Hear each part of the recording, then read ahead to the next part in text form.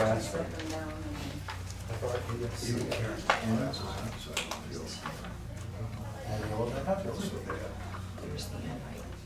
And let me look at the date. Well, it used to be, I needed mine at the end of the day. I December 6th. Looking at numbers all day, they were tell you everything. Okay, I think we'll get started. A little after 8:30. So, we're talking today about the 2020 Waterford Township budget. Should have two main packets in front of you. The most updated draft of the budget. That's this guy right here.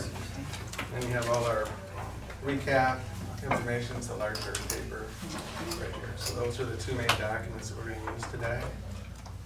And also, we've updated the, at the wall there, we've updated the trend for the timeline. And we put all the major categories and reforms and changes for the township, Gotcha.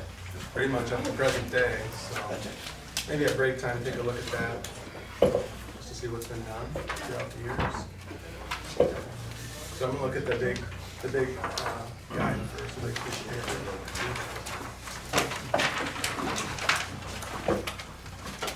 Okay, so 2020. So right now, our whole, like we normally say on this first sheet of paper, if you took the whole budget, kind of compress it to one sheet of paper, that's basically what this is. So, you know, it's the highest level, and then as we go into the budget and into this document, we keep drilling down into lower levels of detail, into the weeds, so to speak.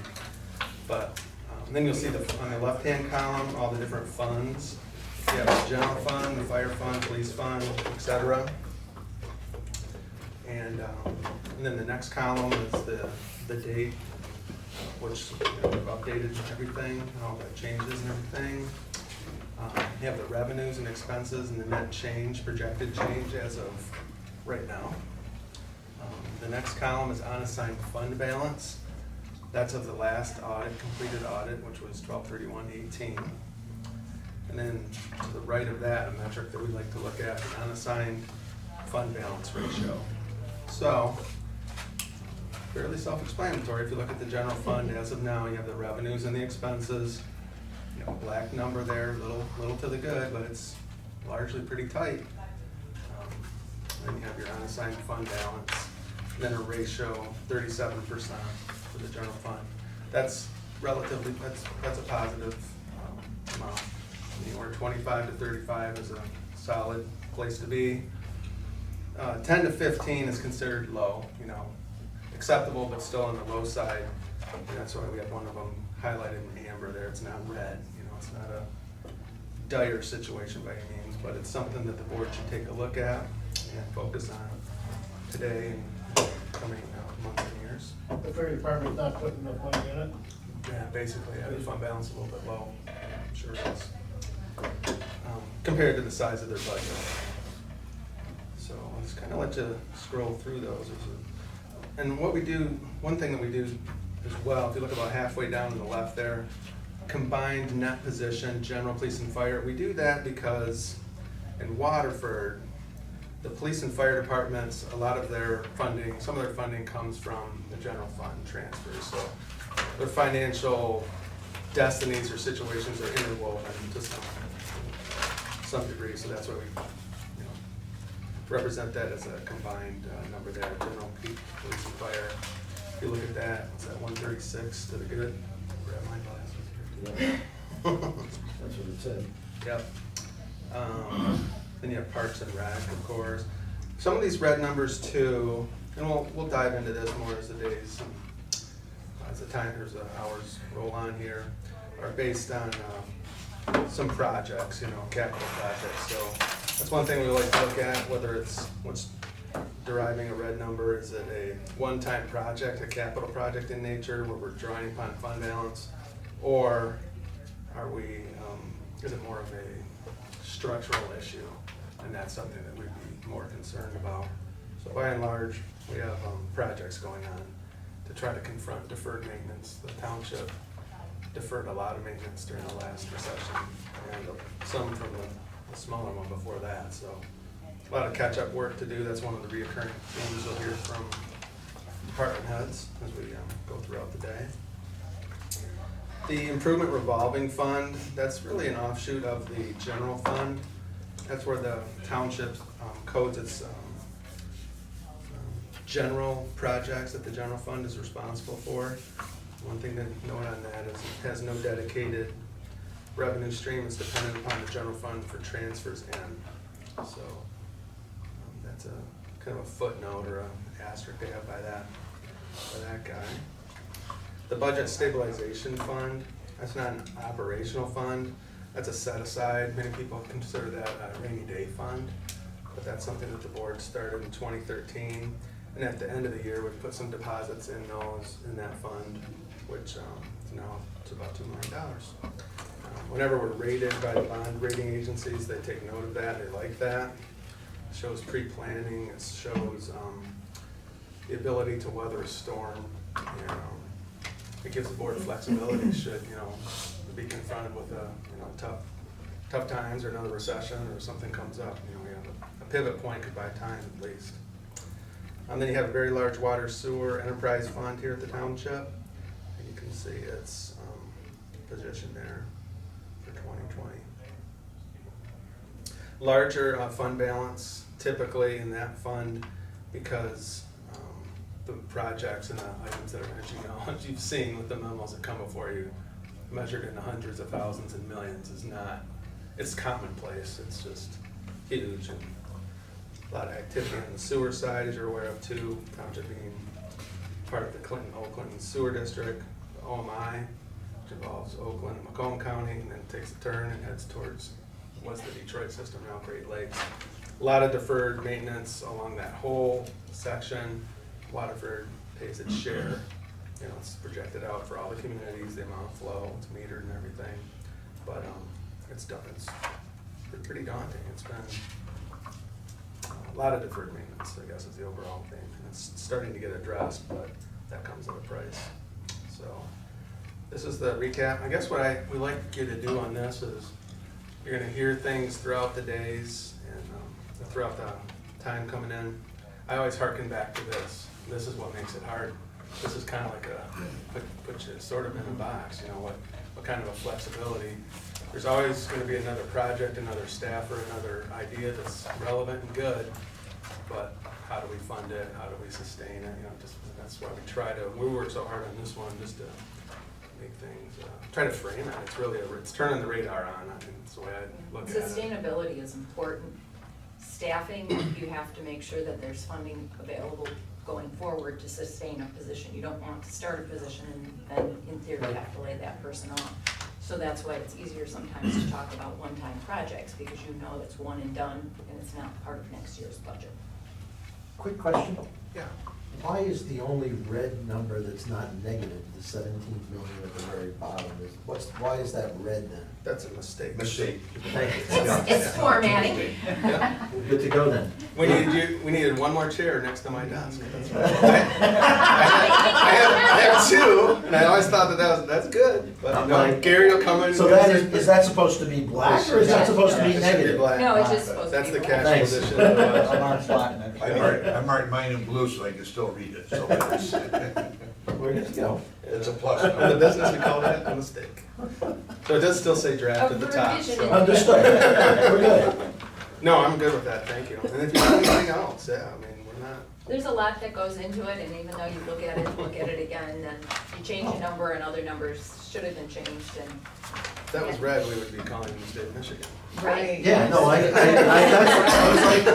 like, Yeah, I tend to go right to the bottom line, sure. okay? And it was like, wait a minute, okay, it's red, does that mean it's negative? Yeah, Well, yeah, And then I saw all the others that were negative, and I was like, okay, something's different about that. That should be black. Hey We're Derek, good? Yes, sir.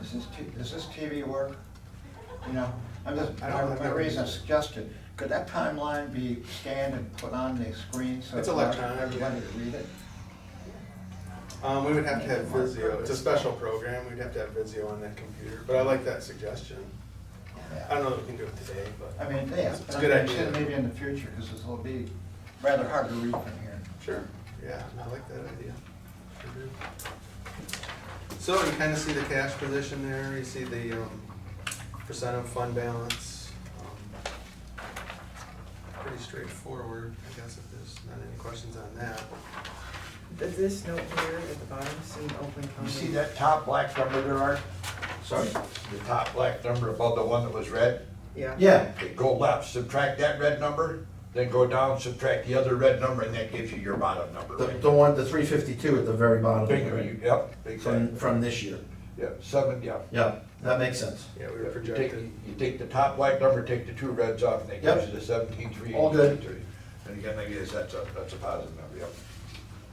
I should say too, one of the things that Barbara and I are working on, like, once we get through with the budget, we'll still be working on the budget, there's a lot that goes into this document, and analytical stuff that goes at the front of it and whatnot, but we're trying to project where we think 19 is gonna land, we're working on that right now.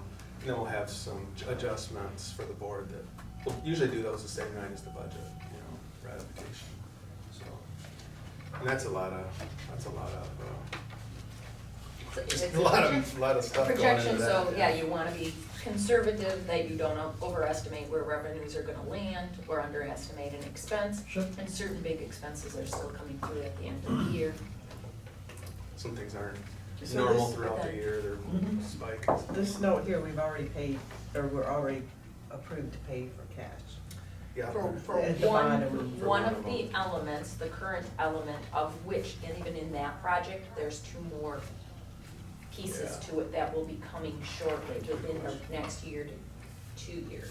That was really- Probably, so that's why it's always a lot of, and after that, they have a whole schedule of water and sewer OMI type projects related to it. So what OMI did on that one that the board just paid cash for was a long-term lease to buy those assets from Great Lakes, because they felt like, and I think they're right, their bond rating was better, they can finance it with better terms. So they had to negotiate that and work it out, like, we don't want you to buy it for good, okay, but we'll buy it for whatever it was, 99 years, and then do the construction and the rehab, and then better, So that first piece is buying that lease, then there's two more that they're going to Yes. work on for the northeast pump station, some relining. construction or reconstruction, and I think It's only those the were. beginning. Yeah, I think those were a That's what I'm total of hearing. 100 million, buying it was like maybe 20 million, and then there's the 40 million coming through, and then another 40 million coming through, of which ours is usually around 11 to 13%. Oh, my. Yeah, it just depends on what piece of it, but usually we're a good sizable piece. So we expect a few more. The- They're a double A credit, right? Aren't they, water and sewer? Oh, my. Well, the township is double A. Right, Oakland County is triple A. Oh, my, I think is 2. triple A? I believe so. Do you know, What Margaret? are they Oh, waiting my. for? I think Finance so. the thing while rates are low. Yeah. Yeah, and Lower then art. I don't know. But they are. traditionally, I think I don't know water that. and sewer has been able to get good rates. No, I- Yeah, compared to, like you said, the market. We're- That's all down, I call that downstream stuff. And when Russ comes in, we'll talk to him about the SAW grant and the analysis that was done in Waterford's system, and probably some rate support that's gonna need to happen on that to rehabilitate some of Waterford's assets too, so. So it's just like a bunch of pieces. Who owns what? Who owns what, you know, Great Lakes Water, OMI. Nothing like infrastructure. Mhm. Oh, yeah. It's all underground, you know? And the one You incident don't really costs think a about it. lot of minutes. Out of mind, right, out of sight, out of Until you mind. have a problem, and then it's Yep. usually a big dollar sign. Mhm. So Not that's out of always sight the anymore, water and then. sewer. Just Waterford stuff, I think we calculated was it here to Lexington, Kentucky, is where it would reach. You know, if you just took it all and just made a straight line rather than all that, you know, so. Wow. For water and sewer, both, yeah, both those, so. That's just the line, it's not the plants and the things. So, yeah, there's a lot to it. So, by and large, that's the, I'll call it the radar screen or the flash report. The next two, next 3 sheets, if we could skip over those for the time being and come back to that, that's where a lot of discretion comes in and recommendations and stuff. Definitely important, we wanna cover it, just wanna hit these other things first. Yeah, I'll draw your attention to that picture real quick. That's one thing that is included in the budget. The, redoing that road, that north section of the Township Boulevard next to the middle school. So, when we get to the improvement revolving fund, It's one of its bigger projects for the year. think about that. The next one is a proposal to look at, the township's already looked at, or already completed with this streetlight conversion project for the main corridors, the commercial corridors. The township pays the bills directly, the Dixie and M59 Elizabeth Lake Road, those guys. Would be the first phase of rolling that project out into the neighborhoods. And I think DTE figured out to be like a 1-year ROI, so the thought would be to, do this neighborhood and then lower their streetlight assessment. So it's an option, it's something that the board can consider. We think it's a pretty good business case to be made for it, and try to make everything look consistent over a number of years. When it's a 1-year wash, definitely. The next sheet is the recap of all the vehicles that are proposed as of right now. On the public safety side, it's the SAD portion of that that's made that possible. When the department heads come in, you can kind of think of this page, and we can talk more about the vehicles. They come in and approach us. Okay, the next sheet is still the largest revenue component for the township is its millage revenue. You can see we've trended that back to about 2008. The yellow, ones that are yellowed on the far right are budgeted, estimated, they're not finalized yet. Of course, this year, 19 and 20, we have that budgeted and estimated out. This is a category, as far as like being close to our estimate, that we feel like we've locked it down. We're really, really close. We've instituted a program where we budget for like 99 or 99.5% of what we should collect, and that is just drawing us very close to what we actually see. The graph, I think, the next page, the graph kind of tells the story too. So despite the elevations, like for 19 and 20, so that was made largely due by the public safety SAD. There was a Parks and Rec millage back in 15 that allowed that little blip to start going up there too. So largely it's been proposals that have driven that up. The Headley Amendment, caps us at our, what our capture rate is in Waterford's a mature community. We don't have a gigantic amount of new construction.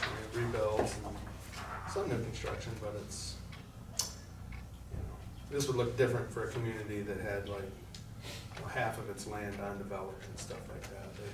The natural state of development and growth would drive this system a lot more for them. Yes, and always the concern is that with Headley, during an economic downturn, our revenues can go down larger than the rate of inflation, or 5%. And the legislature has not corrected that yet, so that's a very large concern. If they would put something in place at the state of Michigan level to kind of slow that slide. Again, a reduction would be appropriate if property values are falling, but when in 2 to 3 years, when you start declining 30%, it's very, very difficult to manage a budget. We need some downside protection. Yes. I imagine a typical community at this point probably would have saw that downturn, and they probably would have had more of a straight line up as they developed more houses and got more tax, because those would all be taxed at the current level. Right, and so if Yeah, they're it growing. wouldn't have had that flat line and then only move it out, it would have been more like, Yeah, because Like your that kind of a development, thing. development's Sure. on caps, Sure. exactly. Yep, We're experiencing that, plus the turnover and the houses reselling stuff coming on caps, so it's spiky, but not like a less developed community like we that. need all our neighbors to just swap houses. They're doing some of that, it's not enough. so that's another solution, but again, at the legislation level, no, they will acknowledge it, but they don't Either like side of to the touch aisle. it, No, and right. that's a big concern. History is set to repeat itself if that should happen again, which is Yep. always a bummer. Yeah, Next category, Speaking of the state, not to be outdone. Here they come again. SRS, here we go. Yeah, so here's your revenue sharing trend. I'd like to go back to at least '01 on that one to show you basically the declines that have happened. There's been some modest recovery there, but yeah, you control that for inflation. What we would look to get in 20 would be like 11 million or something like that. Did I hear we were going to get an increase in this? There is one, it's modest. Yeah, it's a little one. Part of it's constitutional, so there's really nothing the state can do on that. Right.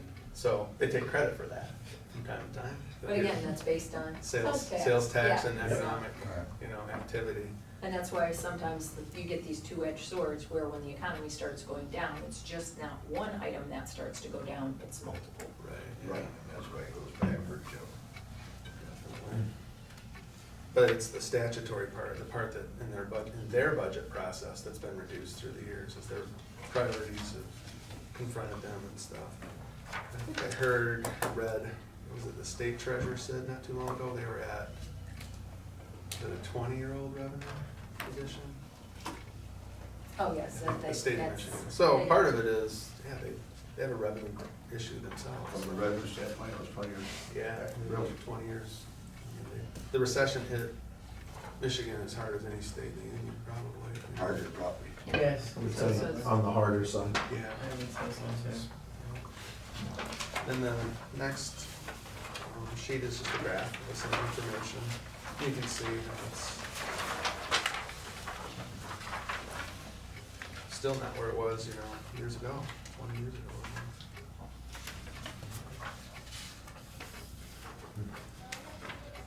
I do send these out to our state reps like annually. It's like a rite of passage. I'll send them an email.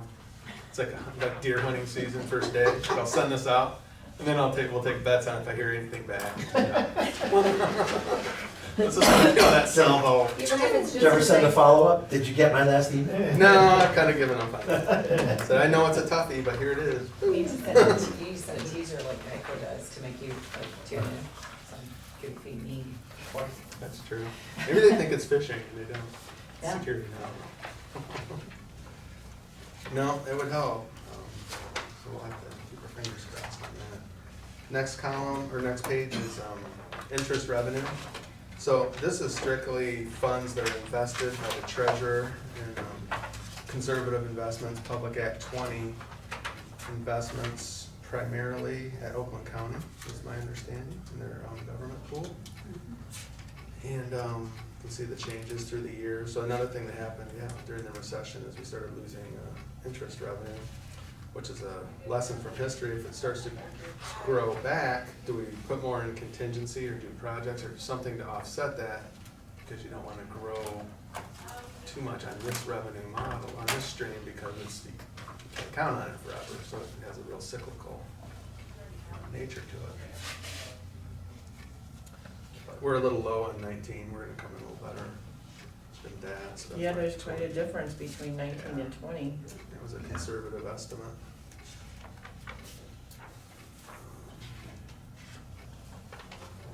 That one. Jump to 18 now. Yeah. The rates, that's what happens when the Fed raises rates versus when the Fed lowers. because there was a long period of time where the rates were so very low that we were earning like very little interest. And even right now, it's difficult to earn much interest. Could be worse, there's a lot of countries where it's negative. Yes, that is true. What concept? Yes. Well familiar with that one. The next page, tax roll adjustments, that happens through, call it the backside of the assessing process. People get their assessments and their tax bills, they can, it's their mechanism to come in and, fight that more or less. And that happened a lot during the housing devaluation. So not only were we losing revenue at that time, we were getting expenses that were hitting us a lot harder too. So we don't expect, for example, 2020, we don't expect us to get 100,000 in tax tribunal cases based on recent history here, or 19 to come in at that number for that matter. But We don't like to remove that because it's a little bit of a safeguard and a buffer if things start to turn and we start to get calls from across, I'll say across the street because I work in a different building, but, you know, if these are coming in, what's gonna happen? Like, well, we're gonna have a little safeguard in there, otherwise, And if flat-footed, don't have a place to put And if it. it comes to one large commercial building, that hits pretty hard too. Sum total of a lot of small building, residential, or one large, so that's why we like that buffer in there. Yeah, that graph really kind of dictates what happens during the evaluation period, so yeah, people lined up, you know, for those cases. So to set that to 0 or some minimal amount, I just don't think that would be prudent, so.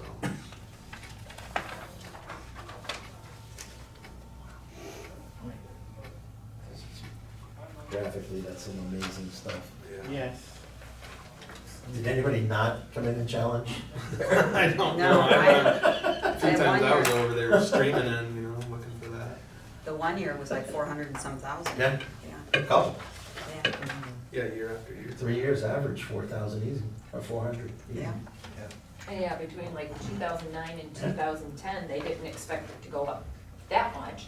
And then from 10 to 11, it doubled beyond that. And it's so quick to happen that you don't kind of see it coming. Yeah. Yeah, so losing 20 or whatever it was, 25 or 30% of our revenues, and then have these categories start to hit too. That's not fun. It was just, it was hard. Perfect storm. Yeah.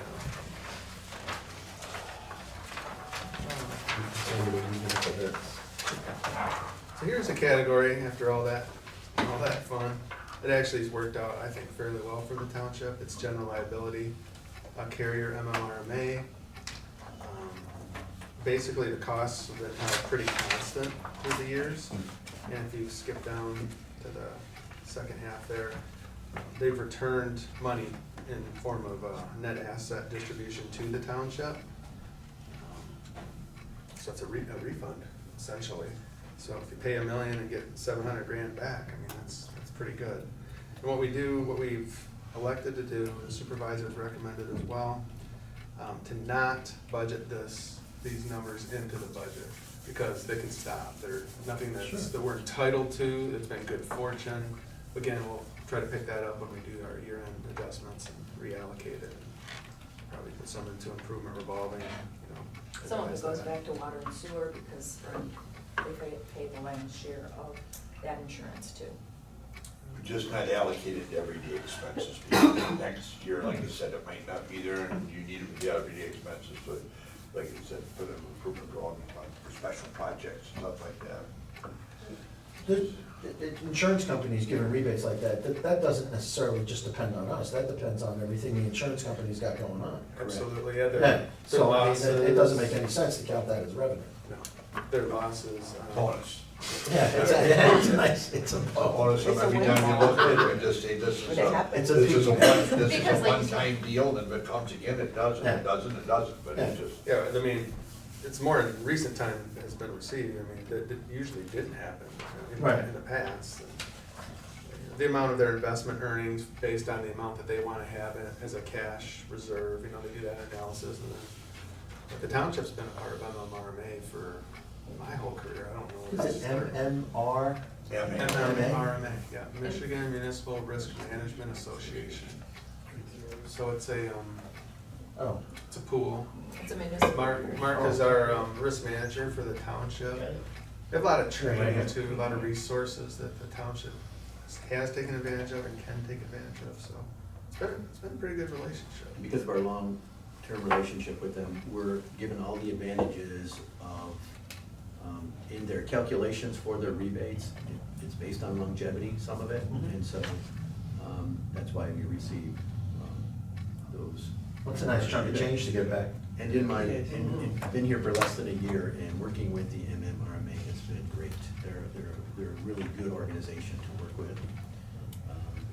Compared to where I came from, this has been really great. Wow. Yeah, I mean, you can't think of too many things you get 70% rebate on. I mean, Right. that's you know. Well, in 4 of the last 10 years, we got over 7. Yeah, those are big numbers, I mean, there's no Yeah. doubt about that, that's, Wonderful. that's a major savings. It's Great great windfall. to do, we That's wouldn't be able to do That's without. really what's making the improvements in the improvement revolving fund possible. Right. Is this, Yeah, which is So great, one-time I mean, there's nothing wrong with that. no. And most of the years in which we budget for the revolving improvement fund, a transfer is made in at the beginning of the year, but it does not cover the projects that are anticipated. So even like this year, I think we're around the 700,000 mark, and yet there's over $1 million in expenses. So again, if we do get the rebate, then a transfer will probably be made into the revolving improvement fund to close that gap before the end of the year. And again, next year starts a little off with the projects exceeding the revenues. And you take a look at this category at the end of the year, or any other category, but this is. Yeah, and it seems like when, you know, on our monthly, bi-monthly meetings, it seems like every once in a while we'll have a hit where some money comes out of an account, which is, it's nice to have that there, to be able to do that. Yeah. You know, that's great. But you can't count on it, no doubt. Well, the unexpected things pop up, you said it's good to have a rainy day fund, it's different to fund that, and like, so we kind of got out of the financing part of things, doing free cash along the way, and it's not a significant amount of money when you look at it, but when you add up all the interest saved over a period of time, it's a lot of money. That's true. Yeah, it's like, you know, the meeting you missed, where you prepaid those bonds and saved that interest, it's the same type of thing. Yep, it is. Yeah, I mean, You, yeah, that's what you do. it's just good management. Yeah, it is. $40,000 for 6 years by prepaying. It's the way things should be done. It's nice to be able to do it, for sure. Yeah, one year we got about 800 and some thousand. That was a police and fire. Yeah, So we, you know, we to financed to pay them off first, sure. Yeah. Grab the same information here. Okay, the next two sheets have to do with the pension system for Waterford Township. You have 2 at the township, one, general employees, and then you have a police and fire. As far as structurally, they work the same way. They're different in size, they're different in their spot in history, I would say. And that being the general employees one, you'll see here first. That was closed in 2005, so when you start to look, to me it's just easier to look at the graph here on the second page. Those contributions are at the top, what the township has to put in every year is determined by the actuary. I would say in that system, it's fair to say that the air is starting to come out of that one. It's been closed for longer. One thing that did happen in 20, so what, we made a change a few years back. They're basing 20's contribution based on all the information up to 2018. So they can give us a right to the nickel contribution. We don't have to come back at the end of the year. Years ago, the township would have to come back at the end of the year and go, oh, we missed it by, 300,000-400,000. To me, I'd rather not do that, but I don't have to, so the change was made to just based on a little bit older information and just carry that through. And that allows our budget to be more accurate and stuff like that. It's a big category, so if you can lock it down. And it's, the contribution is made mid-year now, as long as we can do it anyway. It's a leveraging item, get that money into play. The unfunded liability portion. Start earning money. Yeah, try to help, going forward. So, but in 20, the contribution between the two systems went up about $500,000 between general and police and fire both. So a little bit of a hit there, and that was largely because of, if you remember, fourth quarter 18, took that dive. Yeah. Jeez. Bottomed out, and then it came right back in the next quarter, but it's a snapshot that they use, so that's what they can go off of. Yeah, you can see the funded ratio at the bottom, so these passed the state stress test when it came to the legacy systems. These are, well, you have to be 60% funded in your pension systems, and the township is in both of them.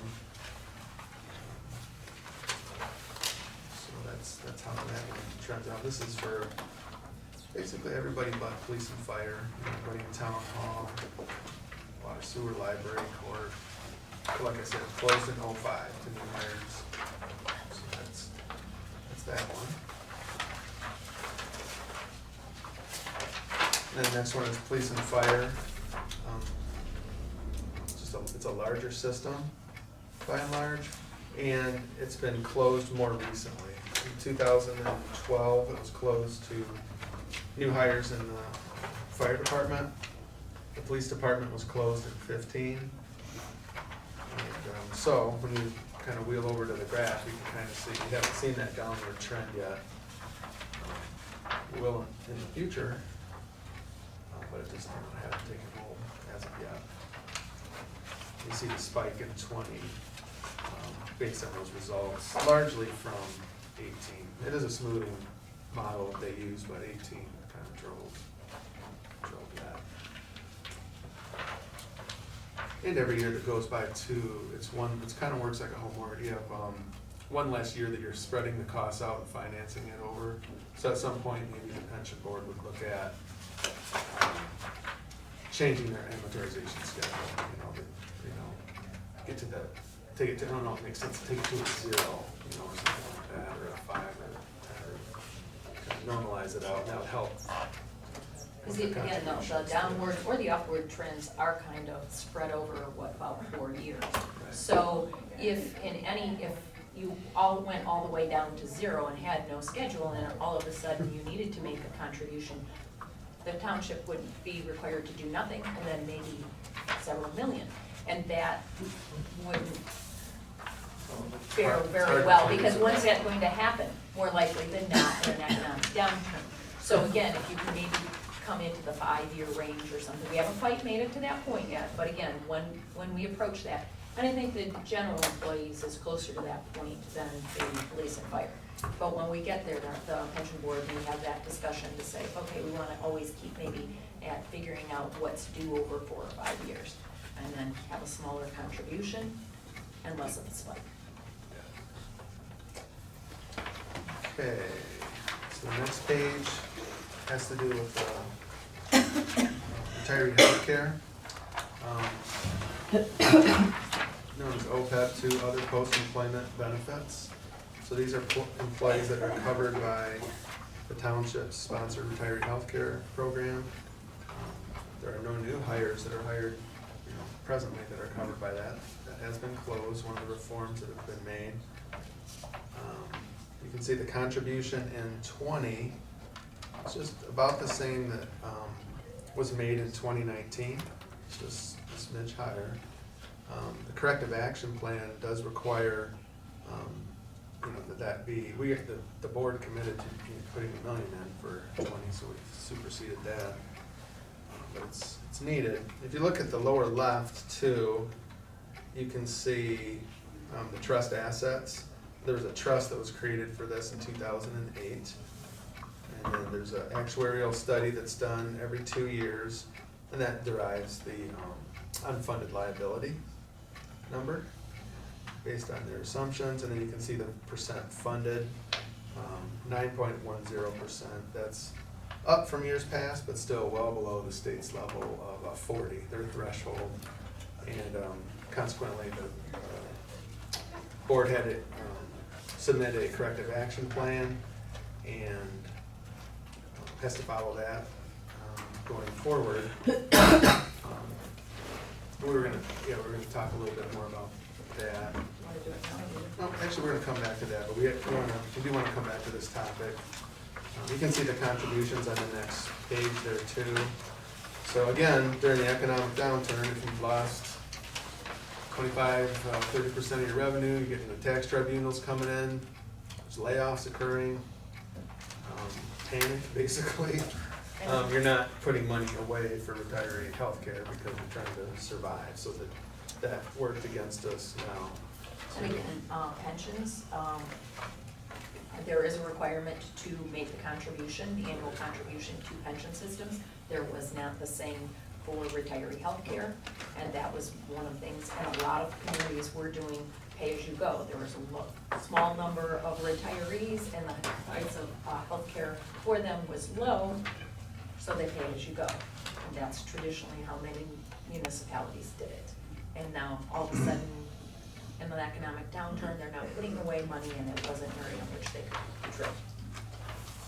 And kudos to Jerry Compar too, when we sent this corrective action plan, that state got adopted the first time too. So I mean, they did the due Absolutely. diligence to Great went job over with that, that. to make it happen. Good job. And, there was a lot of them got sent back, some of them got sent back 2 or 3 times before they got straightened out. But they came up with realistic numbers that we could do, we looked. I was gonna say, I mean, there's if a the lot of economy people who isn't work turned on that. 10 years out, you know, we could look out 10 years and, okay, but beyond that, you know, you need a crystal ball. But initially, we looked at thinking, man, 1 or 2 years, where are we gonna be? But as we worked on the numbers, and I tell you, they did a wonderful job, a good job, gang, Thank you. as usual. Looks like we're throwing twice as much money as we committed to, right? Yeah, Yes, first one for for this year. 20, yeah. At least, yeah, so I mean, that's, Because again, the premise is if we have a little Sure. extra, put it You in, got it. but over time, it will earn interest in that type of, a higher earning investment account. The numbers, it's still large, but it is getting smaller, so that's a good thing, so. Probably look to put a little bit more in at the end of this year too, with our calculations and stuff. That's one of the ideas. Compound interest is a great friend, but you need time. Right. for that. Pointing out the obvious, The but. more time, the more it compounds, the better it is, yes. Right. need interest too. Yeah. Yeah. As well, and a good Yeah, reason. it's, it's helpful. Cross our fingers. 1.5% on bills isn't gonna get you far. That's all they got to do. Yeah. But yeah, the township, the actuary, Plant Moran, our auditors, there's a lot of people that we A pulled lot in of for people, that. yeah, who worked on The that. healthcare consultants, so it's a big. But the good thing about it, you can pull them in, you listen to them, that's, a lot of times people pull them in and they just say, well, that won't work, and they go elsewhere, and it just, it can get ugly in a hurry, so. Oh, yes. That's that one. So the next one is related. This is retiree healthcare. There's kind of two sides to retiree healthcare. There's the trust, that's paying for the liabilities that you're accruing and trying to make up for your past position. And then there's the pay-as-you-go. Like Barb said, the state constitution requires has always required a contribution for the pension funds. It didn't have that same requirement for retiree health care. So most communities didn't set anything aside. So this is the pay-as-you-go side. So that's 5.6 million for 2020 is what we're estimating. We're, again, a little bit high and a little conservative in 2019. So that's why that's adjusted down a little bit. A lot of things happen in there. It's hard because there's people that are eligible to retire that may or may not retire. There's people that are going on the system and no longer work here. There's, some are single, some are families. So they're like coming up with getting this one locked down is difficult with that. So you trend it out and you try to come up with your best guess and factor some of those things in. The next sheet is the graph there. And that will continue to grow, there's no question about that. That is, as a guarantee, you do a trend line through all of those, it goes a little bit of peaks and valleys and stuff there, but it will continue to grow, more people will be added to this system. Until at some point it levels out and trails off, but that's What a is few in, decades. what is in 2020 we're changed to fully insured? It was a change that was implemented with our healthcare consultants and For one portion of health insurance, whether it's retirees or regular employees, we were self-insured. So that meant there was a certain level that the township had to take responsibility for. Right. And now it was to our advantage to become fully insured for this period of time. So that did save us money. That's unusual, but, so that's why we jumped on that opportunity for the time being. In a year or two, it may become advantageous to go back to being self-insured. You know, so then in turn, basically, we pay all the bills as they come in Right, through administrators. right. That's what we're and planning to basic. do for 2020, it sounds like. No, we're fully insured. Fully insured. Yes.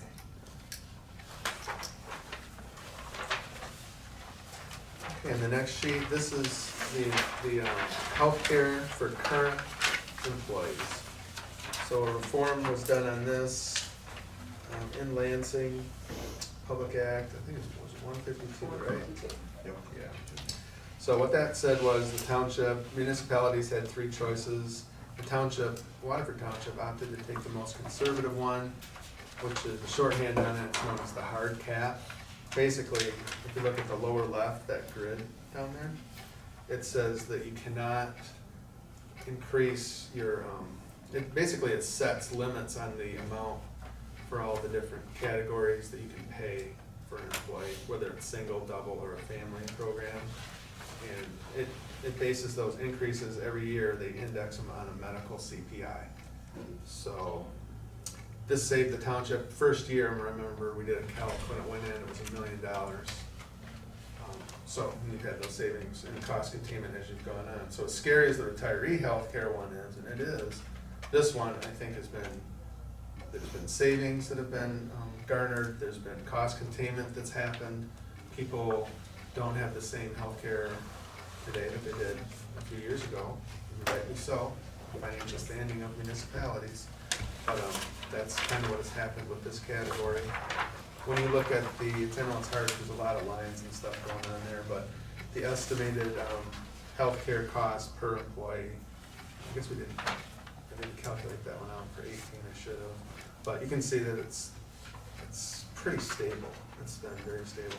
So what we do when Bonnie sends out her sheets, because we have like an August open enrollment, we have like the first part of the year, the second part of the year, and that second part of the year we tell her, add 3% to that, because that's how it's trending out, and it's locked it in pretty good, so.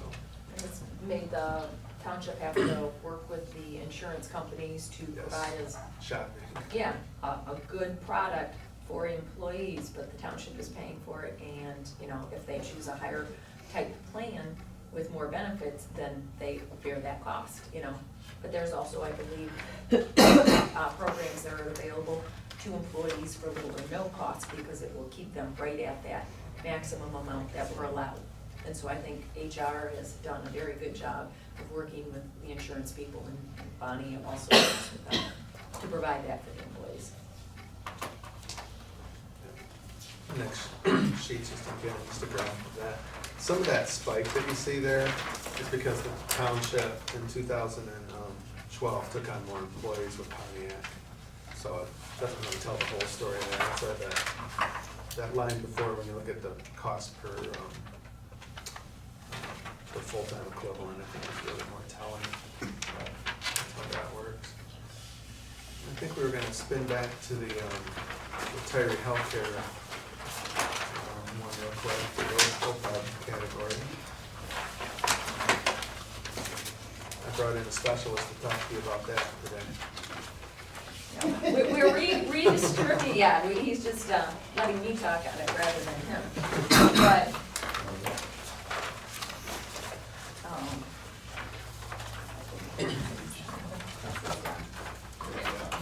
We're gonna take one. yeah, she was, that needs to stay in the middle. Oh, here's one for you. Want one done? Margaret needs one. Did you get one? Yeah. No, I, We're passing it around. But once again, retiree healthcare has been traditionally on a pay-as-you-go basis, where again, there was a low number of retirees and the cost to provide insurance was relatively low. And then as you go forward, there's more retirees and the cost starts to go up, and we're looking towards the future, and again, people are entitled to this benefit, so there's going to be more people that we need to provide this for. And that's why it's the state and was starting to focus in on this and saying, we're looking to the future and we're not seeing the picture, so we need to start working on it now. And at the accounting standard level, I would say in 2010, they started looking at putting it into the actuarial reports and really, and then into the audit report. So finally now, in 2018, we have I think if you remember when the auditors here, they said that your fund balance numbers on one of the bases, which included this, looked a lot different than it had in the past, because they were starting to look at that big liability as it projected forward. And again, at the state level, they said you need to be at least 40% funded for your retiree health care. And when we did the analysis, we were way below that. So the conclusion of this whole thing, and it's going to be our focal point, is number one is if we can have the opportunity to put more revenue into that fund so that down the road, it's available if the township needs it, if and when, well, it definitely need it, but when it needs it, there will be at least some amount of money there. So the more that we put in a little at a time, and then the flip side is expenses. That is the premise of all of this. You have to look at revenue going in and make more contributions. And whenever you can, you have to take a good look at what kind of benefit you can provide your retirees, and at the same time contain those costs. Currently, on the pay-as-you-go system, we usually do around a 45% to 50% pay-as-you-go. So that is considered a contribution. At the same time, when we look at the determined contribution, it's usually about 50 to 55% higher.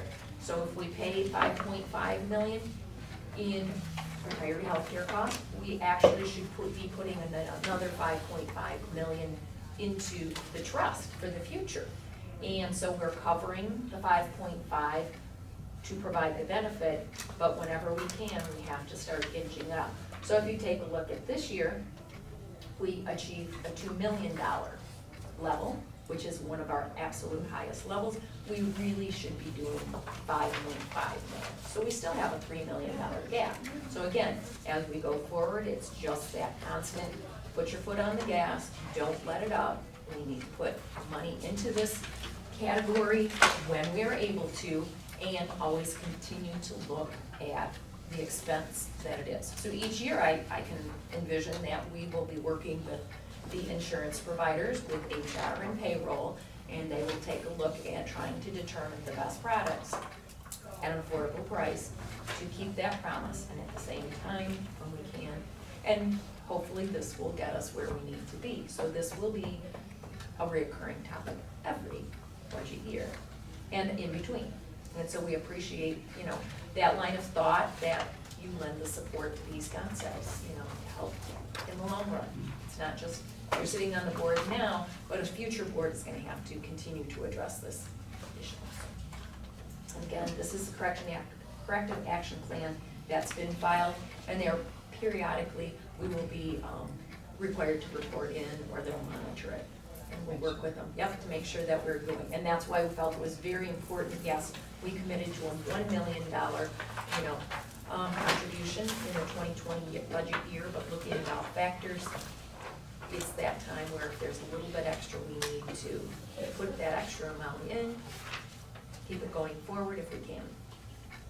And again, we appreciate the support by the board in this line of thought as times go forward. This is gonna be important. Extremely important. It is, because again, that's what we're going through, is a little more revenue, watch the expenses, and hopefully be able to provide those benefits for the future. Because some of these people, if the system just closed in 2019, you have people who will work here 25 to 30 years. At that point, their benefit starts to kick in. Other people's benefit will have, they will have diminished, but there's still a future group of people that will be entitled to this benefit. And their time starts in 25 years, so that's why you have to be mindful. This is a long term. This is the single largest tough financial issue for Waterford Township, Barb. Yes. So what I'm probably gonna say a little less politely than what Barb just said is, this is where we need your help. It's above our pay grade. If there's anything you're gonna focus on after the 2 days of what you're hearing today, it's this. I would encourage you to talk to your supervisor. Your treasurer has been involved with this through the years, very knowledgeable on that topic.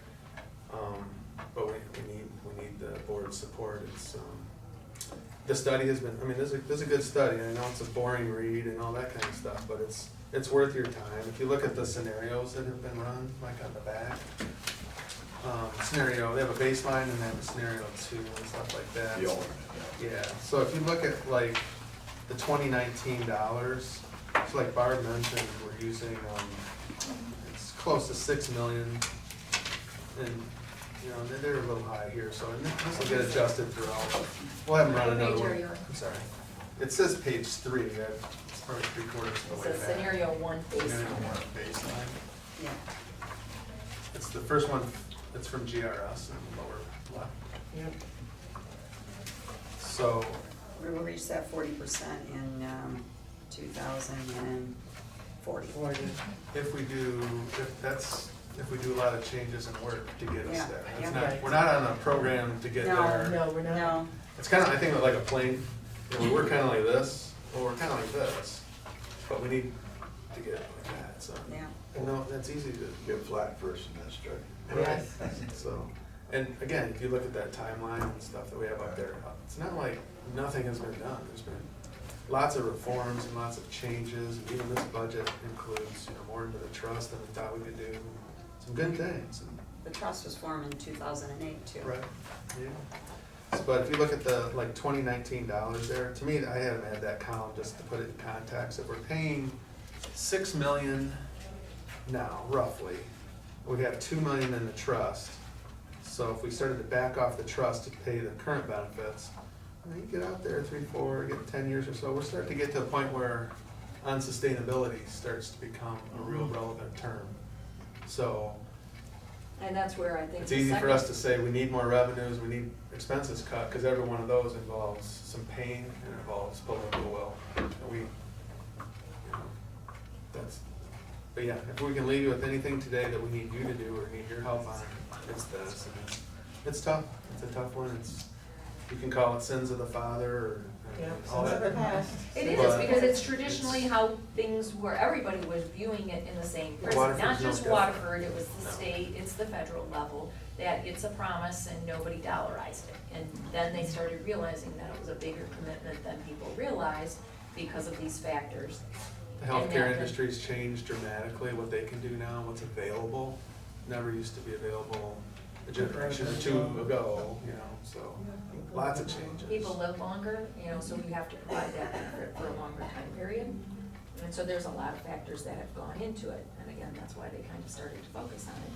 For sustainability, this is something that, you know, we need to address, but having said that, even 40% when you think about it is not.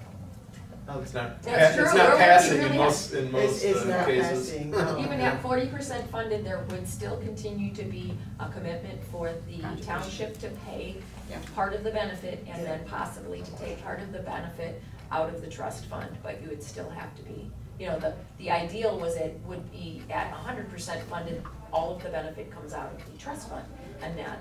And this is not going to be happening, but again, it's kind of that happy medium where at least part of the benefit can come out of the trust fund and part of the expense would be paid by the township to provide this promise.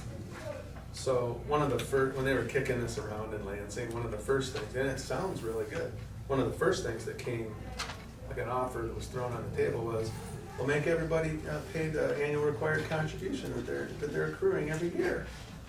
They can do that, so they're not like driving themselves deeper into debt. Well, if we're supposed to pay 6 and we're putting in 2, where do we grab the 4, guys? I mean, I hear you. we would be laying off public safety left and right, you know, we'd be just grounding them, and just, I don't know what else you could do. The magnitude would be that huge, where, It goes into your 1/3, 2/3, what it is, you know, for every 1/3 you pay, you're going 2/3 rather than debt, so. so that's where they started from, they came up with 40, I mean, they're trying to. Right, they're trying to address it. Yeah. They're trying to, create a but it wasn't realistic number real. that's achievable. Right. But what they did do is say after, and I always forget the date, but after such and such date, you have to pay the full benefits for that employee. So what they were saying is you need to close your plans. So, If you're not, yeah. and Waterford has. Yes. Waterford has done that, so. But again, it's gonna be a while before we get to that point. And when we first started dealing with Gabriel Road, I love to work with numbers, so we first started dealing with Gabriel Road, they would show the charts, well, we weren't getting anything out of it, nothing. And Derek is, he almost as animated as I do at times, it's just like enough is enough, so just for fun, I took and ran charts out through the last person that was on the old system, took until they were 95 years old, that taught me to 2092. That was fun. It was a long process. That was fun. I'm gonna tell you right now, Ellie Mae. you don't wanna see those numbers. You don't, I know I don't need a stress test because my arteries are all open and I'm like, they're just like, they're pushing $1 billion. Wow. They're pushing $1 billion. When you go out, again, now eventually it takes a turn and it starts to go down, but you're thinking, and this is projecting, people coming in, people going out, and eventually, nobody else is coming in, everyone's going out, but is it, you know, these are all projections, is all they are, they're projections, they could be good, they could be bad, so I did 5 different scenarios, and they were all within, you know, 0.5% to 1.5% of each other, depending how you put numbers in and projected the value of the dollar, and you know, today's dollar compared to the dollar. It's all guesstimates, but again, 10 years out, that was good, other than that, but that's before we get the charts we gave you a run, but then when we got it back, I want to compare them, and just, numbers were close, but they're astounding numbers, they're scary. And yet at the same time, the real point of this is we need to run the day-to-day operations, and those are, they have things that need to be addressed, whether it's staffing or projects or whatever, so that's, you know, the top layer of what we're looking at, and in the background, this is an important second layer that we have to pay attention to. Yeah, but like I said, it's not gonna go away, it's there and it's there to stay, and it's gonna be there for, like I said, way beyond our life cycle, and that's even if we, unless we live to be Methuselah's age, then we'll be around. I don't think that's gonna happen, so, but. So, that's some homework for you. The challenge. I guess we can go back to towards the front of this booklet now. I'm burdening you with both Yeas yeas and nays? Yeas and nays, yeses and noes. So when the department heads come in the next couple days, this is the first unveiling that they've seen of any of these items.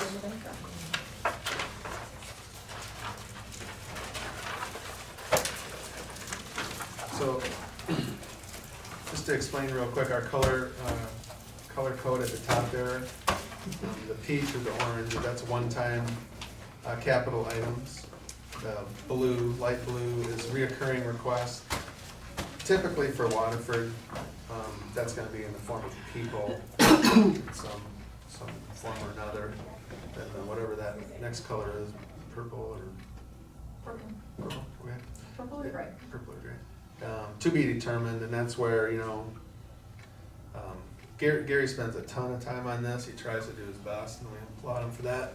But there's points where it's like, and I don't knock him for it. He just said, you know, I want to hear the rest of the board, you know, weigh in on this and just see how they feel, and because I mean, that's what it all comes down to, trying to work together, try to do the best we can with the dollars we have. Again, hearkening back to that front page where it's really not a whole lot extra at this point. Obviously, you can read the descriptions of the amounts, the fund, the operational fund that it'll hit, the departments on the far left there. The line item that we have it coded to, that the little X there, that means that we've entered it into the system if it has, or we've, you know, taken it into account. That's just was our little checklist to make sure that we didn't miss it. So we can. So, yeah, so all the See all yeses that that. are on this page have been included in the numbers that are on the front page. Yes, So that's a then, good way to put it, yeah. and then any of the no's are to be determined. And there was a couple granting of partial things, you know, they didn't, they were given consideration, but maybe not everything that they wanted. Those have been included, again, above and beyond this not.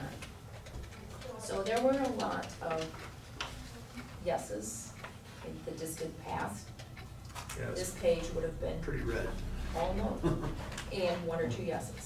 So again, this is a lot of progress. And then as people come in, they'll, you know, present what they feel is important, and if they have been given a yes, then that's easy. If not, then you have to decide if there's additional consideration and how it will be funded. If you want me to read through all the, you can just kind of absorb it and go through it. Yeah, there's staffing things and capital, you know, equipment, maybe a building repair or something like that. Some of it in bold is from the public safety SAD. That was, yes, in particular with the fire department, because the police department is pretty much doing vehicles for their, the SAD reads that we have to spend at least 0.425 in capital, or not capital, excuse me, equipment, which makes it more specific to vehicles and so forth, rather than other types of items. So that's where, when it comes to the fire department, we try to focus on fire trucks, which is what they really need anyways, and EMS vehicles, and maybe some other types of, maybe a generator or something, because that would be more considered to be, equipment.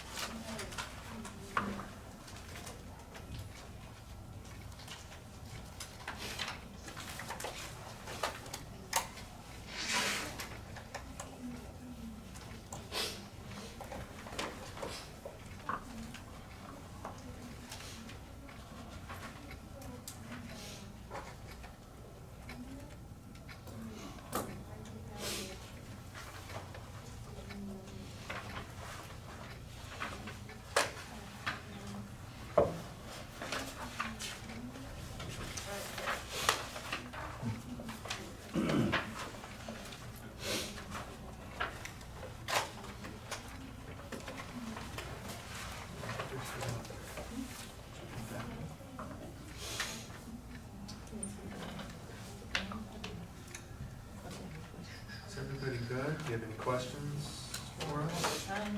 Just, I had one quick one, in that, you know, on the third page, or almost the last line, that's their sewer, increased sewer lining budget. I mean, that's a huge number, 250 to 500K. But would that be something that would potentially save us a lot of money? Yeah, it's very needed.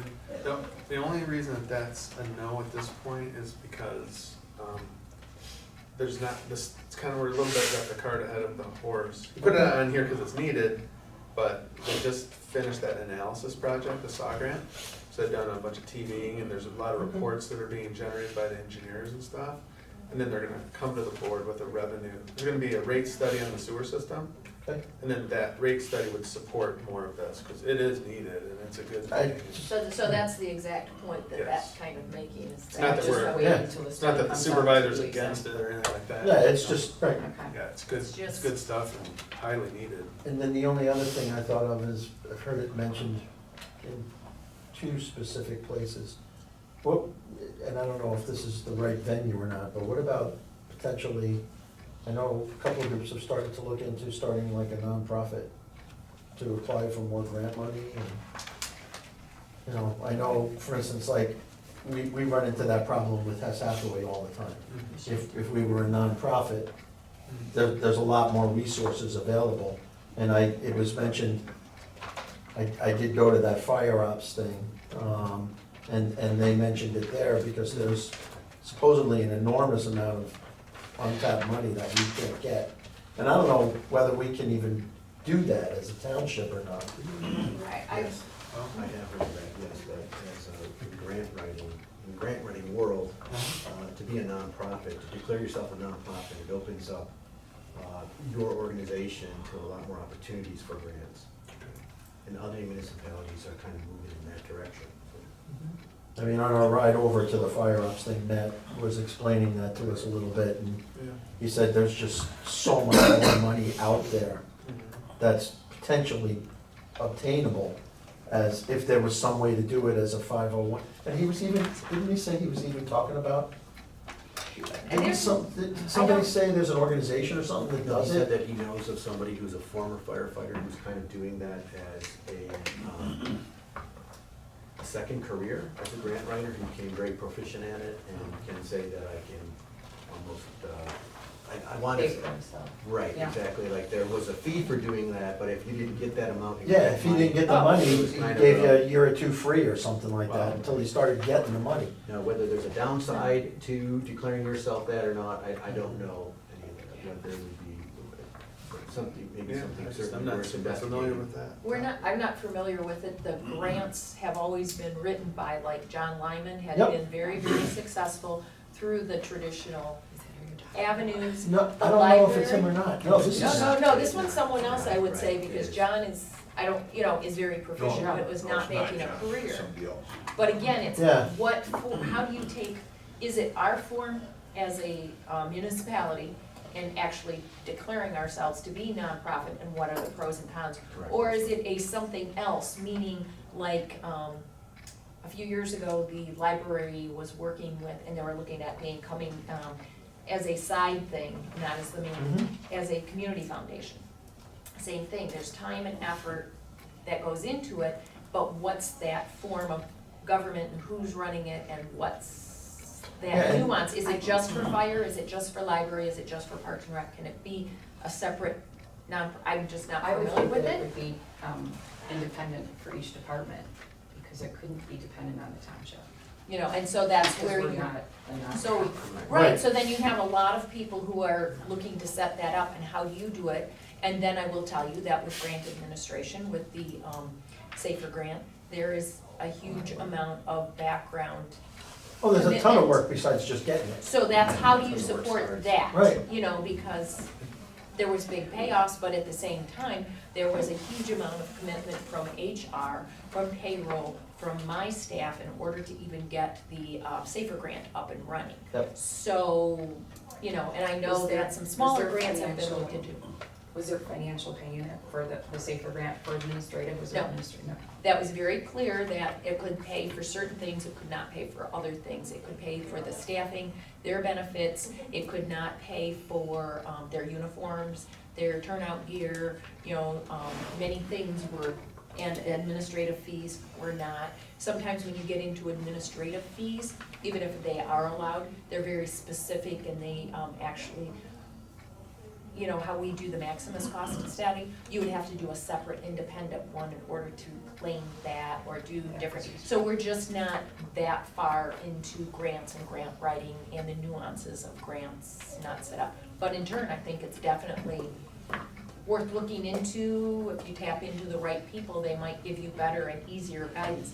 This is the form you need to do, and so Right. people have taken Yeah, I a don't know. stab at it in a little, but in Threw it out turn, there, but.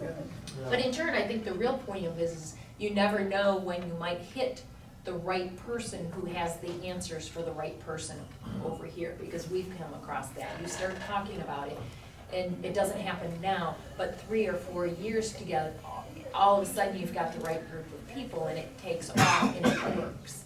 It takes them some budding attorneys, so it's definitely worth looking into.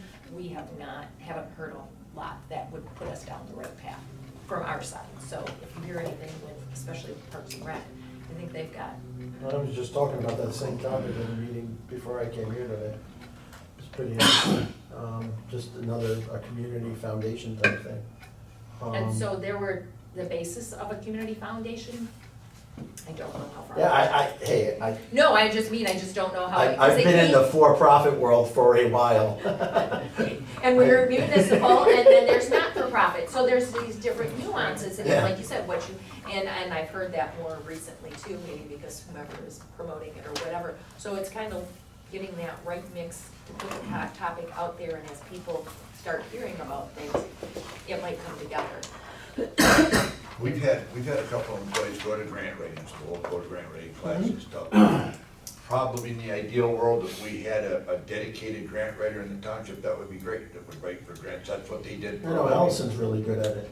But She went again, to the seminar. Yeah, Parks and Rec, there's a seminar in November. I understand that, but Yeah. when you're a full-time department head, you Oh, know what sure, I'm saying? sure. And you have a family and you have a life outside of work, you know what I'm saying? That's why a person that writes grants and writes grants only, that's it. Or do you go with a contract person that writes the grants and they get X amount of dollars for writing the grants? I know when I first came into office, we had a person that was writing grants for the township, but then when I looked into it, it was not the way it was supposed to be, and it just, or it was proposed to be, or I heard it was, so. But again, how much money they get, and how much money it costs to have them, you know what I'm saying? But if you had an hourly employee that was a grant writer, that was their job, they weren't getting a percentage of the grant where you been a contract person, Yep. they would get, like, whatever the percentage of the grant they get, there's different ways of looking at it, but would it be to our advantage to have a grant writer? I don't know. Yeah, Or I again, but don't either. that form of nonprofit, how do you get it, and how do you set it up? And how does it It's fit really- with the township? I mean, that's the other thing. And that's where I think it's actually. It gets fuzzy, somebody- there's no doubt, Yeah, there's gotta be a downside to it. It has to be Yeah. per department. Yep, And again, like I said, the basis of a community foundation is somewhere, and it got picked up and set aside. And it wasn't library. Joan who was doing it, it was somebody else. So I think she was going to tie into that if she could, and it didn't go Because very far. isn't Friends of the Library a 501? No? Three- Yeah. They may be. I'd have to check. See, that's what you Yeah, have I to start think that looking they at. are, that they do their own, and then when they did those fundraisers, it's confusing. library are. They are 501c3, so they administrate those funds themselves. It doesn't come to us, does it? We do. So when you contribute, But in turn, well, it's a tax deduction if you have more than 12,000. right, If I- Don't they donate that money back to the library? The money that they generate, isn't that donated back to the library? Well, yeah, it's for the purposes Right. of it's the accounted library. for in the 271 fund. So we do pretty do it much in they this, do all the okay. work, they have their And board, then they give and then money. they donate the money, and Joan's able to spend the money. Okay. I in think that as a particular- But, as a nonprofit, I think you can tap corporate donations. I think that's Oh, the yes. big Okay. difference. And it's also tax deductible. Right, Yeah. which is why you can tap That's corporations. why they donate. Right. I think that's the grant money is just grant money, that's you know, it's donated from families, like the Hess family, for instance. Yeah, You know, you can hit that grant, and that's something that's run by, you know, their custodian and everything, but this is a totally, it's another level when you can become a 501c3. And I just don't know anything, I certainly don't know the details on it. Well, there's a lot of the townships around here got money from, and I can't think of his name right now. You Ralph know, C. the- Wilson Ralph Fund. C. Wilson Fund, you Yeah. know, Motor Guard Transport in Yeah. Pontiac, you know, the Buffalo Bills, around, that they've gotten walkability for their communities and connecting to other communities. They've got, and they're matching grants, and so you gotta Sure, put sure. some money for it, but they've gotten a lot of money for that. Yeah, To extend pathways and walkways in our community, but I don't know how you go about getting that, because I'm not a grant person. I don't either, I just threw it out there because But no, it's, I promised I would, right? Didn't we? I promised Matt I would bring it up. Matt bring it up again. what, as in the fire department? But a lot of it too is these are basically separate entities, like Yeah. President Library, I believe, is basically a separate group. They So are. it's very contingent upon who you have Organizing and it. organizing it and applying and working with it and their knowledge of what they're doing. So that's where I think the community foundation, it took a while, they got it up and I believe it's in place, but are they maintaining their structure, accounting structure and so forth, or did it just kind of slide over to the edge? And that's what sometimes happens. It's a long-term commitment. Yes, If or, it's begun. It's not just, let's get the grants and take the money and run kind of thing. It's not like that at all. No, It's it's not. long-term, and you probably pitch corporations multiple years before they get you. yes, I think you're You know, correct. so it's not something that is a spur of the moment, let's just try this, and it's gotta be a commitment to go after it.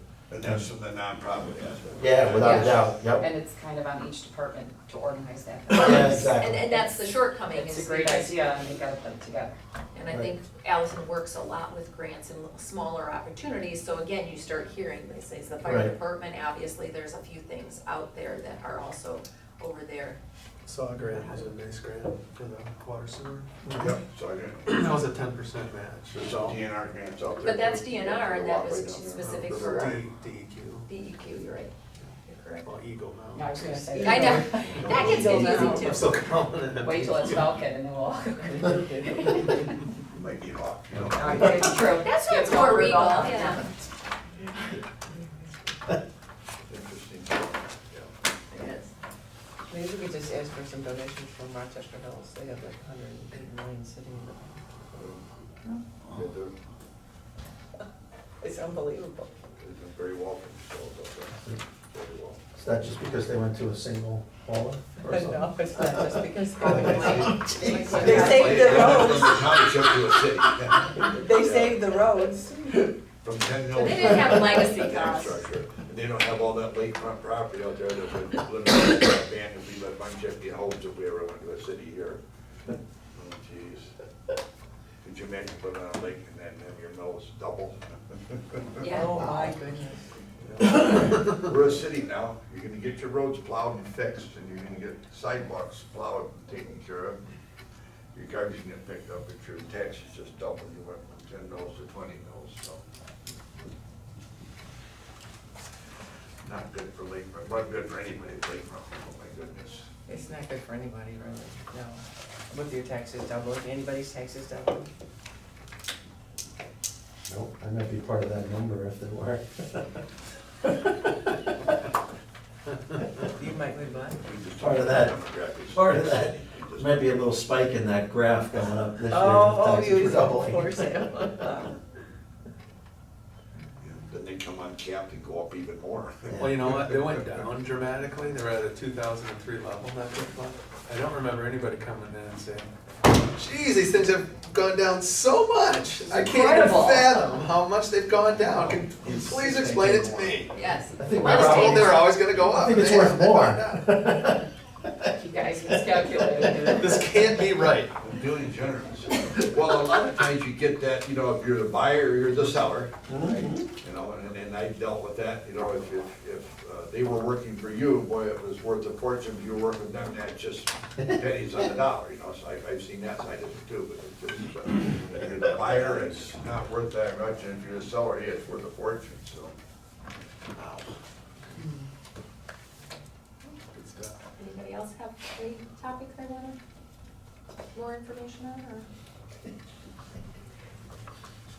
Long day ahead and another long day ahead, Yeah, and but my nothing golly, for the cleaning we're done for increase. another year.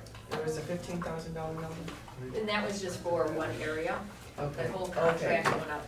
That's what I was thinking, it was just one. It's like if the library's cleaning cost went up, then that went to their budget, you Right, know, takes okay. care of all of this. So, yeah, that was a big one.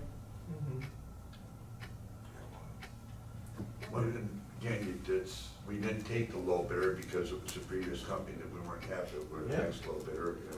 So it went from bad to not very good still after we had the meeting with them, and it just. That was actually 16 days, on the 17th day, that speck of paper was gone, they had that bait something, it was 16 days. Just laying there in the hallway, and Lisa and the different people, I said, Joe, that piece of paper's still here, Gary, it's still here, it's still here, it's still here. Oh, the It's little, gone. little tests. I saw him taking a little handheld vacuum cleaner. Right. Yeah, I It's witnessed a good it. set, yeah. What was that?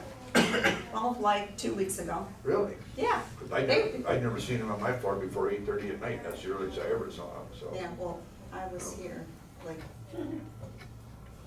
so, The Yeah. cheapest isn't always the best. yeah, she's just walking around with a little You handheld. get what you just pay getting- for. Good, good, No, bad, I or get it. indifferent, the problem is there was a very large difference between minimum and a higher level service, there was no in between. $43,000. Yeah, so that was the, if there would have been somewhere in the middle, I think choice might have been different, but it was just a big, yeah, big difference.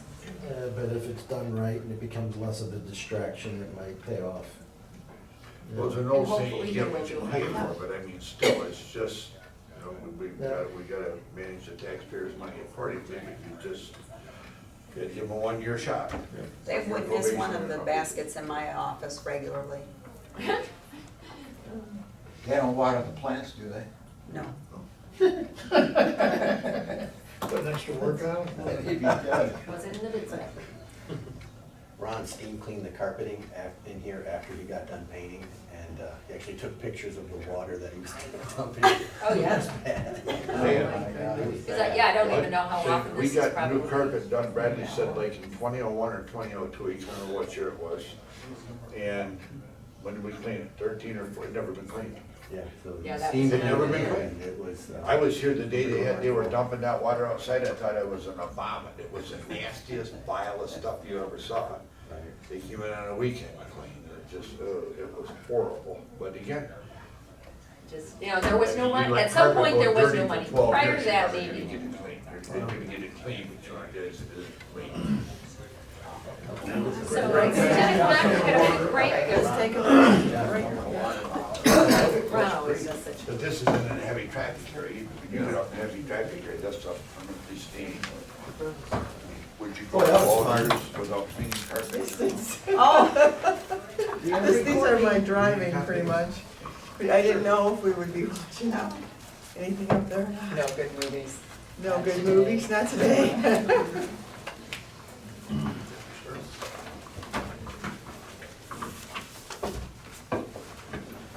Thank you. Give me one more.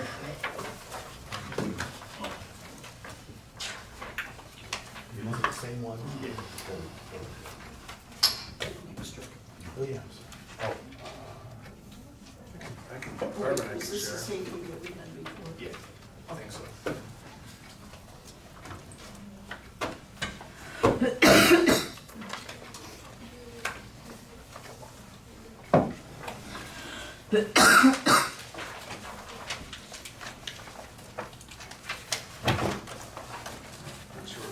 I needed these glasses last time and I was trying to read the numbers. Oh, can't blow those up. This is the same one from the preliminary budget. Every year it gets worse, if you leave your glasses at home or something, Yeah. it just gets worse. Scott, if you want to take this large piece of paper, let's peel it. Go to the first page, looks like that. All the colors in it.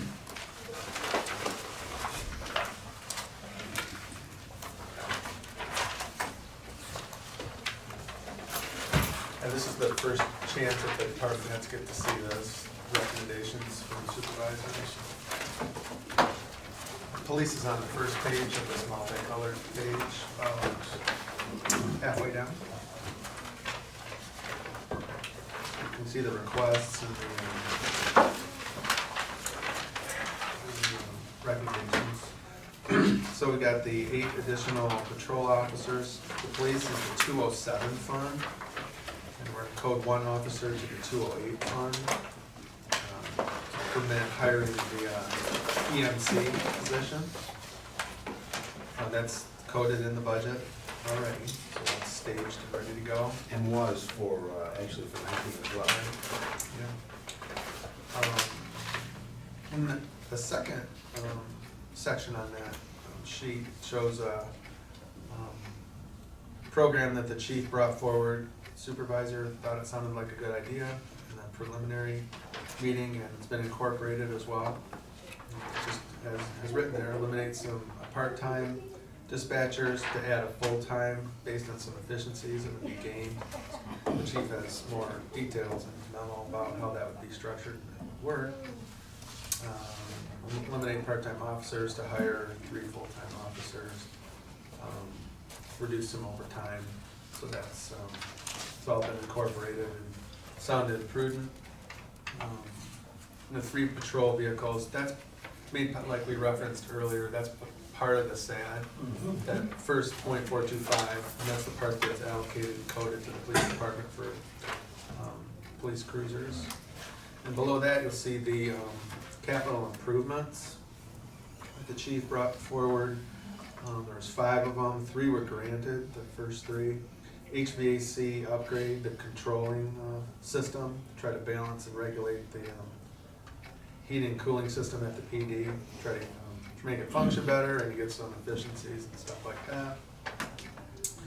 The building was built in, I know the bonds were in 98, when was it finished? 2001, I think that opened. Right? Yeah, year after fire, yeah. Yeah, so it's never been repainted at that point, ever. So I'm trying to spread some paint around over there, make it look a little more presentable, tidy it up. Carpet, which and the installation part of that too. That's kind of a theme throughout the township actually, so we're trying to get after some of that. Then the furniture and the upgrade the mobile video system, those are good ideas, but just as far as financially right now, we have those listed as no. What's mobile video?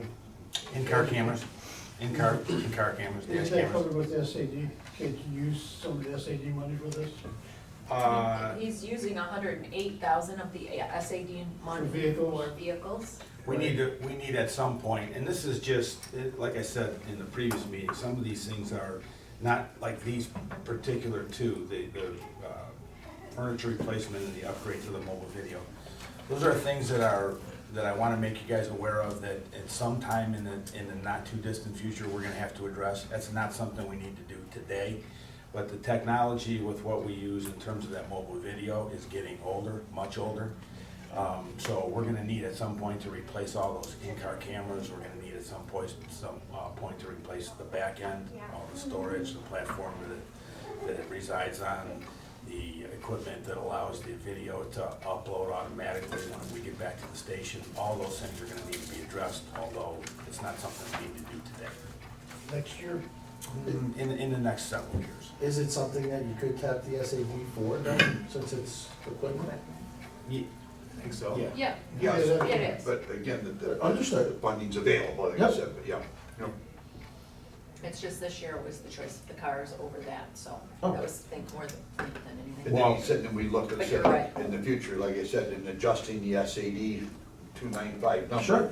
Moving it down, we can look at some of that stuff, and that could be the difference in which we move it. So, say, well, we need to generate an extra 170,000 for the equipment, or we're gonna do half of it this year, do 85 this year, 85 this. Look at those numbers before, we decide on what we're gonna set for the number for the SAD for the following year, so. Scott, those three patrol vehicles that you wanna buy, the three that you're gonna take out of service, when you sell them at auction, where does that money go back into the SAD money, or does that go back into the Depends general on where fund? it depends on where those cars were bought from. If they were bought with general fund money, then They go that back would to be general fund? revenue generated back to the general fund. If those, SAD goes right back to SAD, we haven't, We bought anything with the SAD. right, or you got forfeiture money? right, that money by law has to go back into those, to I those see. restricted money funds and has to keep rolling back over again. We can't buy those cars with restricted money, sell them and put that money back into the general Yeah, I fund. understand. Yeah. But again, half the time, that's what he's using that money for anyways, is to Yeah, buy yeah. additional. Right. So it's kind of like it does, I'm good. If you go to page 24 in the budget book, that's where the 207 fund starts.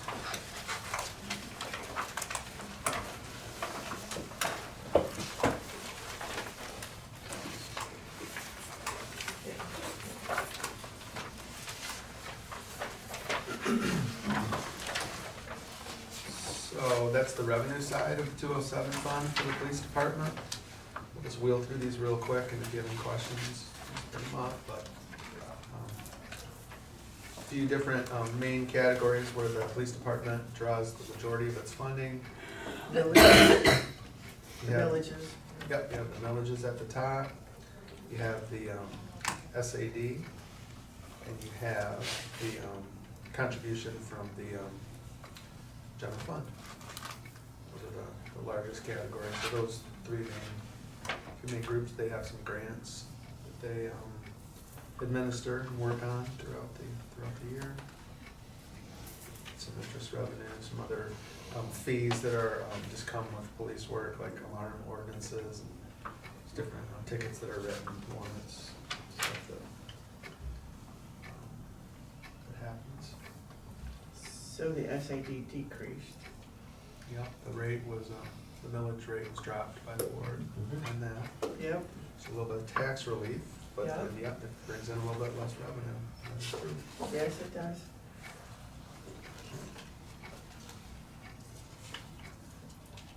So that's page 24, 207 fund is the police. Starting on 25, you have where all the different expenses are coded.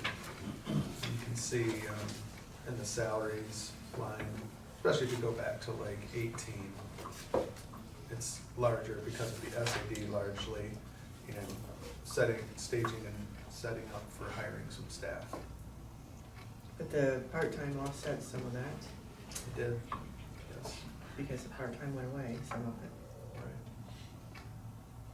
Right. Retiree health, that's just a, we were a little over on our 19 calcs, so that's what that is.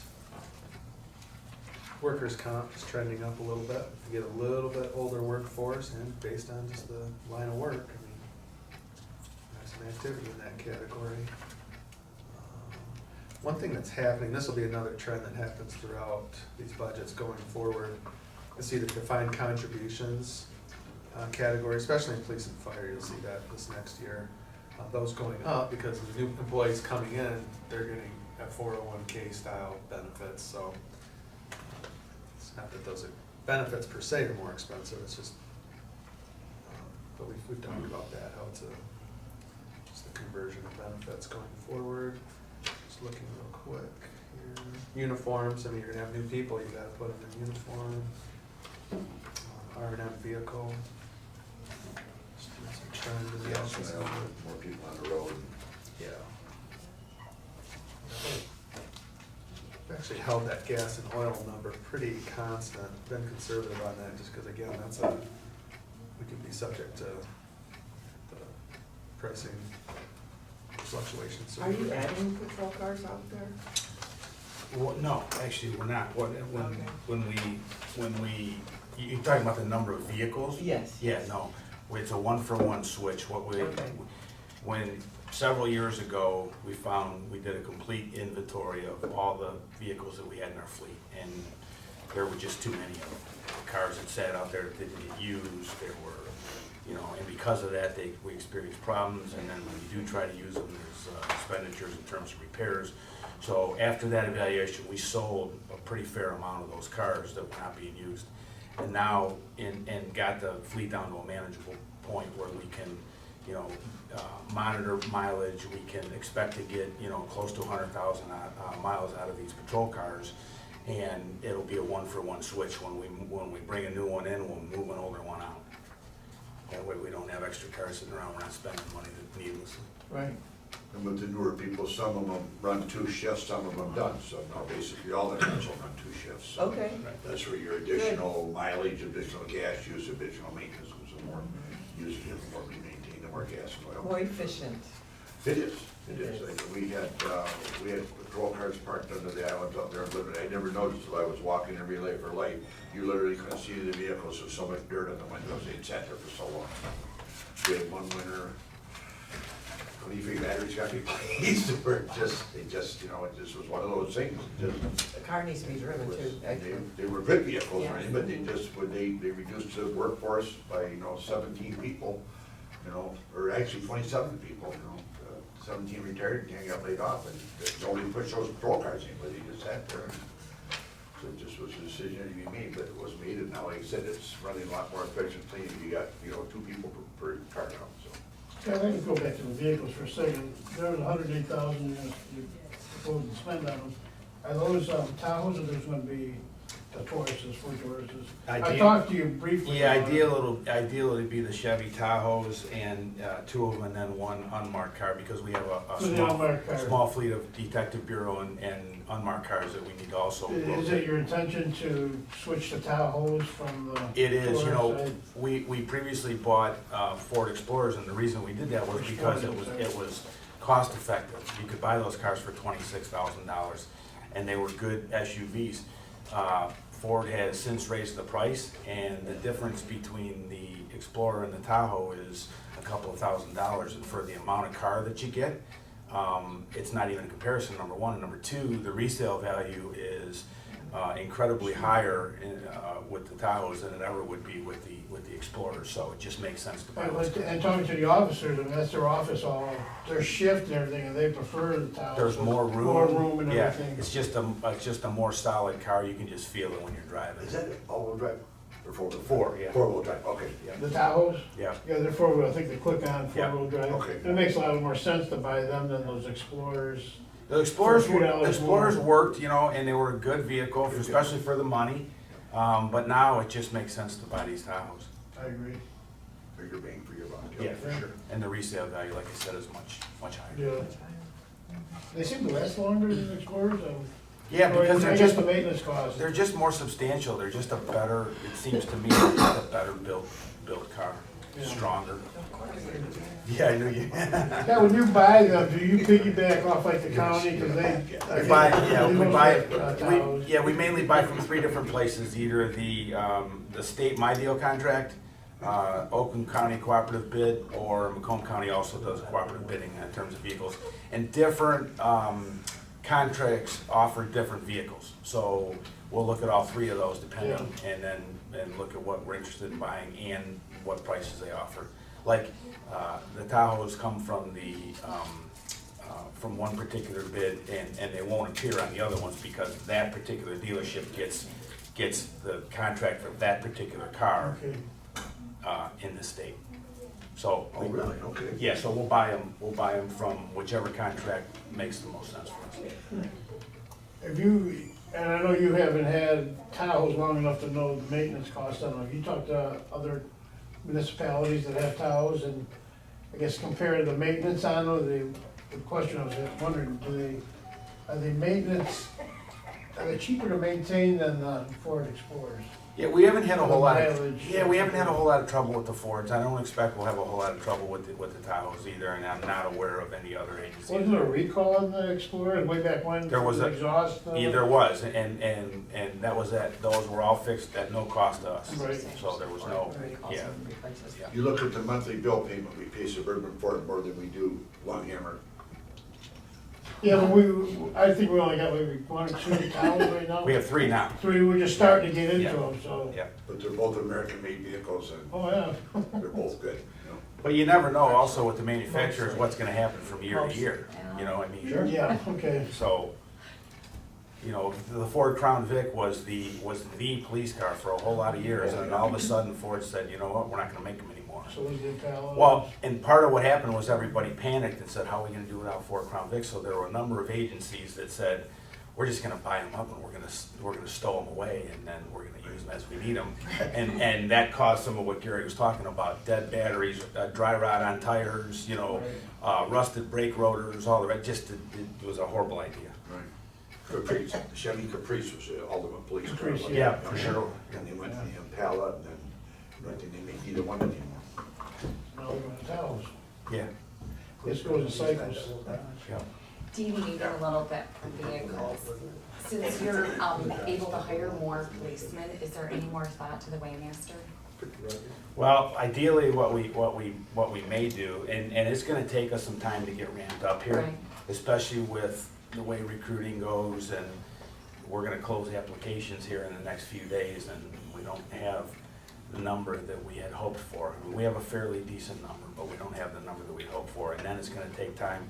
We've gotta do background investigations, we've gotta hire these people, we gotta get them through the training program, and, you know, when we get to the number that we wanna get to, then ideally what we would do is dedicate, you know, 2 particular traffic units, one on day shift, one on afternoon shift, and maybe cross-train them, you know, with some kind of motor carrier training, and then that way they'd be able, their sole purpose would be traffic enforcement. Okay, which would incorporate the Waymaster. It could, yeah. I wouldn't sit here and say definitively that, yes, we're gonna do that, because, you know, I don't know what the manpower issues will be and how we'll look at that particular time, but it's certainly a possibility. But I'll also say, like I said before, you know, I understand the need, and I think that the traffic units can do the same thing in terms of trucks, and they can write violations, but when you task those people with portable scales and trying to get those trucks places and weigh in them and all the rest of that stuff, you don't get a whole lot done in one day with just 2 people, number one. Number two, you know, my approach has always been and always will be that traffic enforcement, motor carrier enforcement, drug enforcement, whatever kind of specialization you're talking about, the purpose is compliance. It's not to generate revenue. I understand what we're all doing here today, and I understand. Oh, I'm working on compliance, just the Yeah, roads. yeah. Just to send a message Yeah. out there that there's somebody watching and quit I pulling didn't mean all to this insinuate building that you weren't. material Yeah, on the no, road. I didn't mean to insinuate that you weren't. I just want to make sure everybody understands that, you know, I understand the need to do that, and I think the traffic units could absolutely do that. And like I said, they could be cross-trained in motor carrier, and we may do that, but it's something that we'll have to address once we get to where we want to be. Okay. Yeah, you just said one of the things interesting, you said that the job posting, it's almost done. Yeah, we've been open for we've been taking applications for the last. When is it just extended if you haven't 6 reached your weeks. number, just, Well, we will, and it'll depend on, we'll just reopen it, is what we'll Okay. do. You know, we've got academy classes that are in session now, so a lot of what we draw in terms of applications are young people that are in these academy classes now. So, you know, and they will graduate in December. So, and we do recruiting trips to every one of these academy I was classes. gonna ask you, do you do recruiting? Yeah, we send people and we give our pitch and we try and get them interested in what we're doing here and the opportunities. So, you know, if we get to a point where we've got open positions and haven't filled them yet, then sure, we'll just reopen the applications and keep going. We get anybody retiring before the end of this calendar year? No, I think the next 2 retirements are February and April. Okay. So like I said, that list, hopefully we got enough to clear over the backfill them too when they go in. Yeah, we've got, as it stands right now, so we, 4 of our part-time officers, we've actually converted 6 to full-time.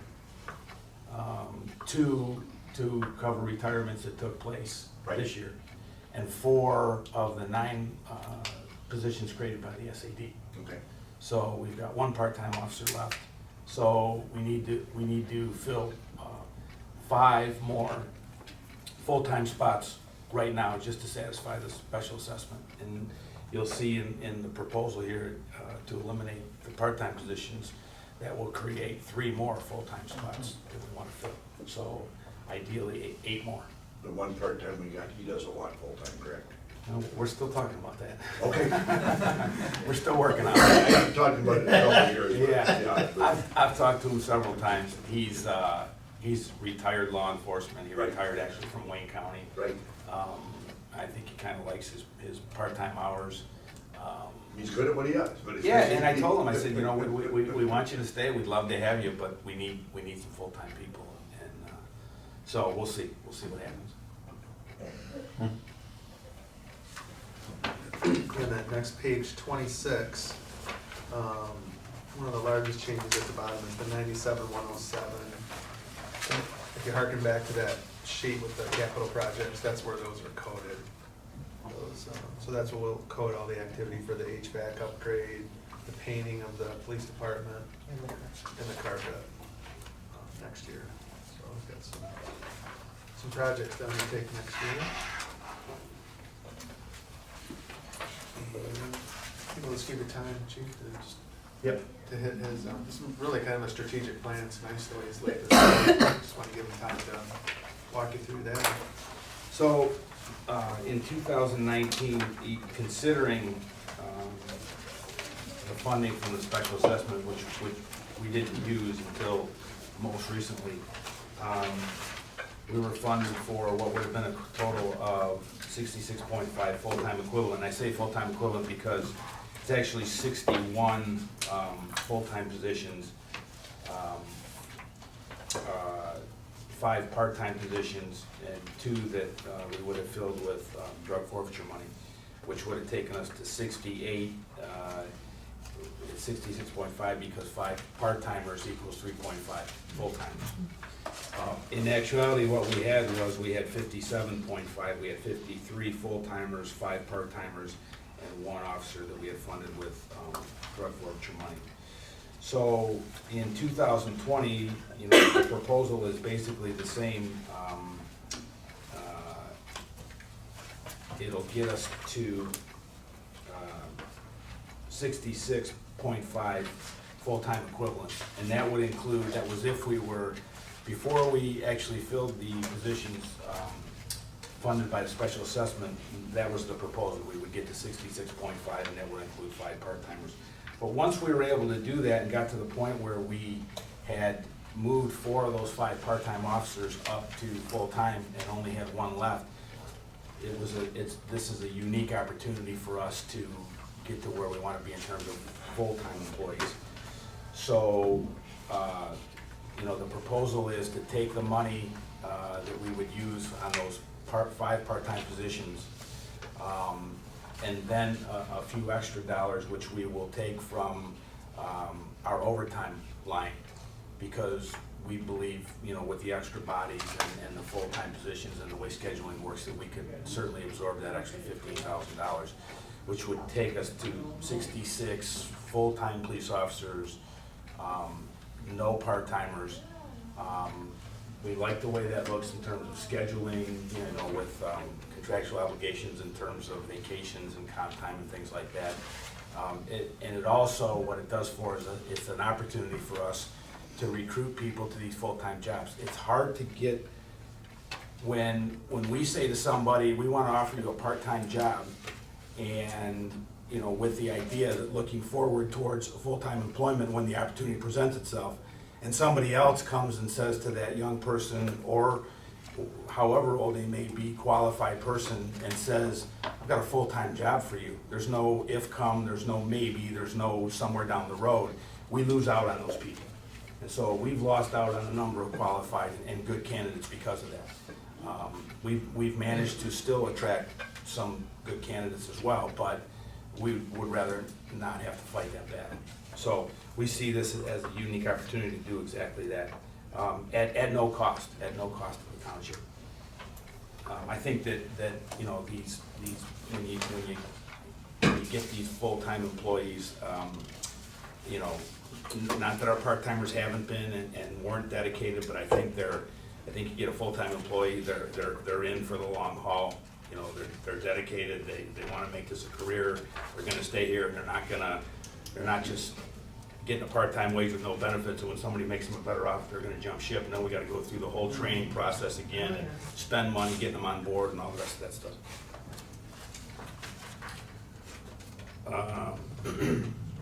Same thing basically with the dispatcher position, and this is not unique to us, this is a problem. We went down and toured the Detroit Police Department Communications and Real-Time Crime Center last week, and it's a pretty interesting what they have going on there. But they've got a lot of the issues that certainly on a bigger scale that we do, which is trying to recruit dispatchers, trying to train them, trying to keep them. You know,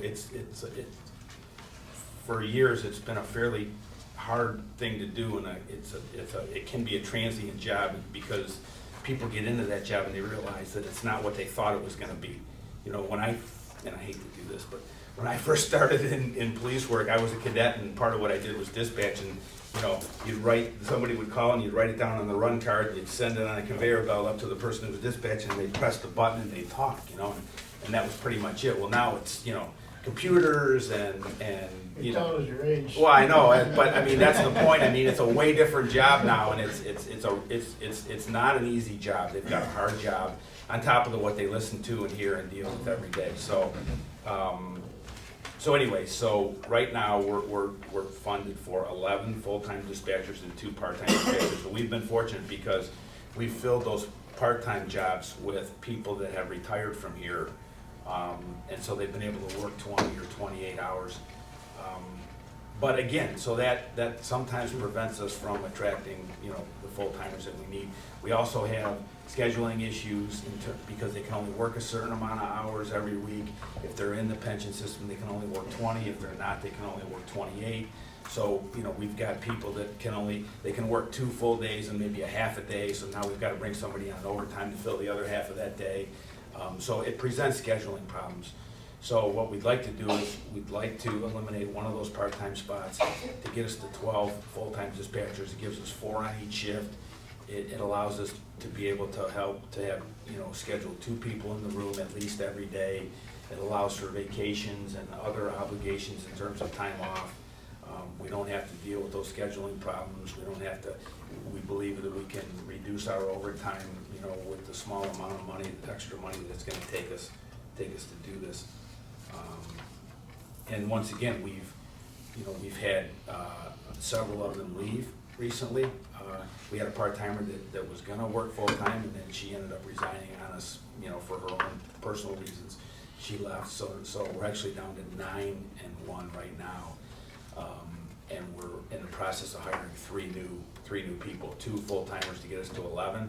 And if we're successful here, the other part-time hire the 3rd person that we're hiring, we're gonna hire on a part-time basis, with the eye towards making that person our 12th full-time dispatcher.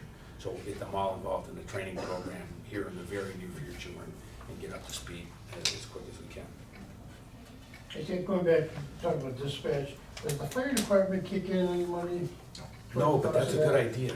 Well, I know that. I know it was talked about before, and just. No. The fact that they both get money out of the general fund, you're just gonna take. Yeah. You're gonna take away from Transfer from one to the police's other. transfer, give it Yeah. to fire, and then, so, yeah, it's a shell game. Yeah, it doesn't matter, to me, it doesn't matter where it comes Well, from. see, that you're taking the cost, We do, yeah, but like Gary said, I mean, it's gonna come from the general fund somewhere, right? I mean, Okay. and so, it's quite honestly, the number of fire runs and the number of medical runs is a large portion of what they deal with. But, It's a large volume of the cost too. it is a large volume To of cost. dispatch. But for my money, we don't mind administrating it, we don't mind controlling it, we don't mind, dealing with it. It's not an easy thing to deal with, and it's, like I said, it's not just exclusive to us. You could ask any police agency, as far as I'm concerned, in this country, and they'll tell you that one of their biggest challenges is dispatch. But I still think it's very important.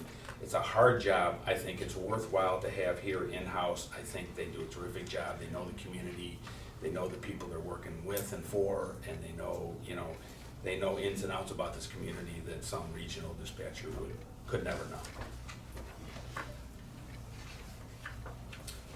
In terms of vehicles, really no change. We're at $108,000, which comes from the special assessment money, and we've already discussed that. Along with the new hires, we have some additional costs that will, the mobile microphones, we have to buy a microphone for each officer. They sync that to that car and that camera when they come on duty, and they're responsible for taking care of that. And we also have to purchase some additional rifles to be able to equip the new officers that are coming on board. Now, are you going 2 in 1 on the police vehicles, or are you going 3 because you just bought an unmarked vehicle? Well, it's 2 in 1 here, and if we need to supplement that, then we can use, restricted money if need be. Okay, so we just approved on a marked vehicle at one of the board meetings recently, so. Yep, that's wording. yep.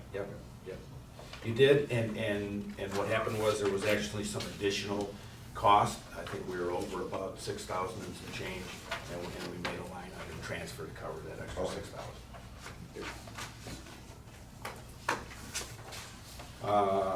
In terms of the capital improvements, like I said, there are some things that I just want to make you aware of.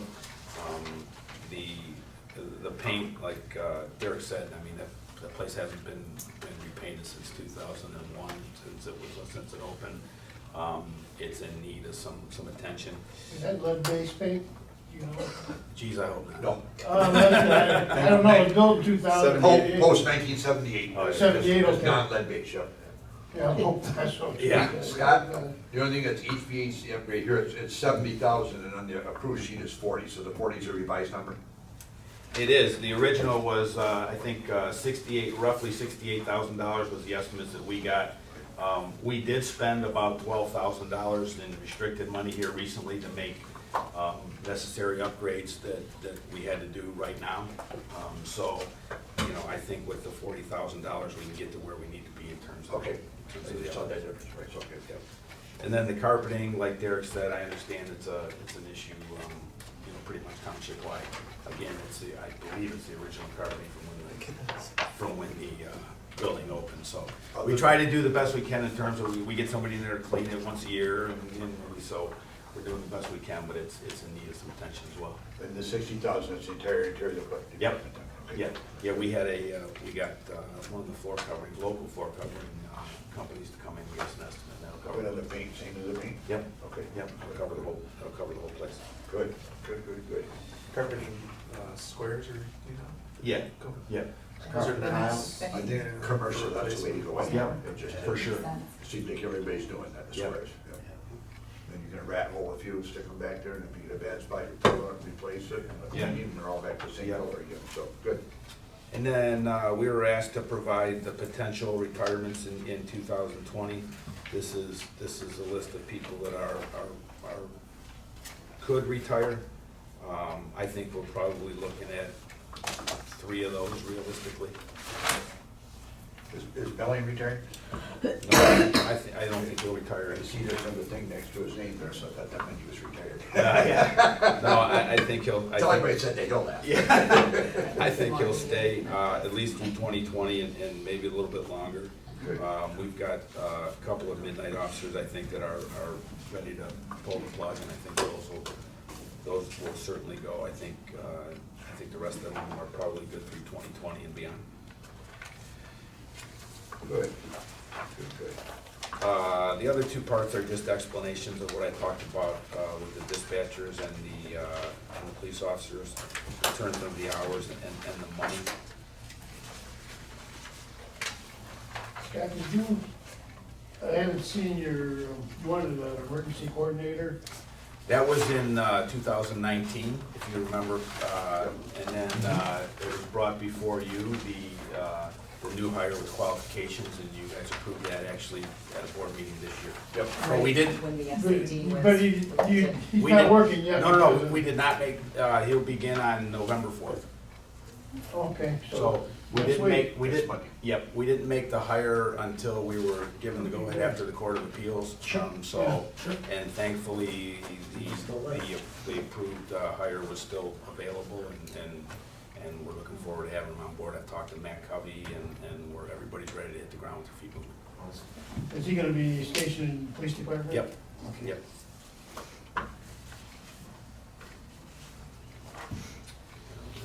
That's it. Oh, that's good. Lisa Fritz is retiring? Lisa is not retiring. She's not, okay. No, You see Lisa, that footnote, handwritten footnote there on the back page. she is not retiring, Okay. but when she does, so she is our last part-time dispatcher, and she's here because she's in the pension system, she can only work 20 hours. Okay. So she is our last part-time dispatcher, assuming that we're successful and able to get to 12. When she retires, we would just not replace her and do without any part-time Okay. in that room.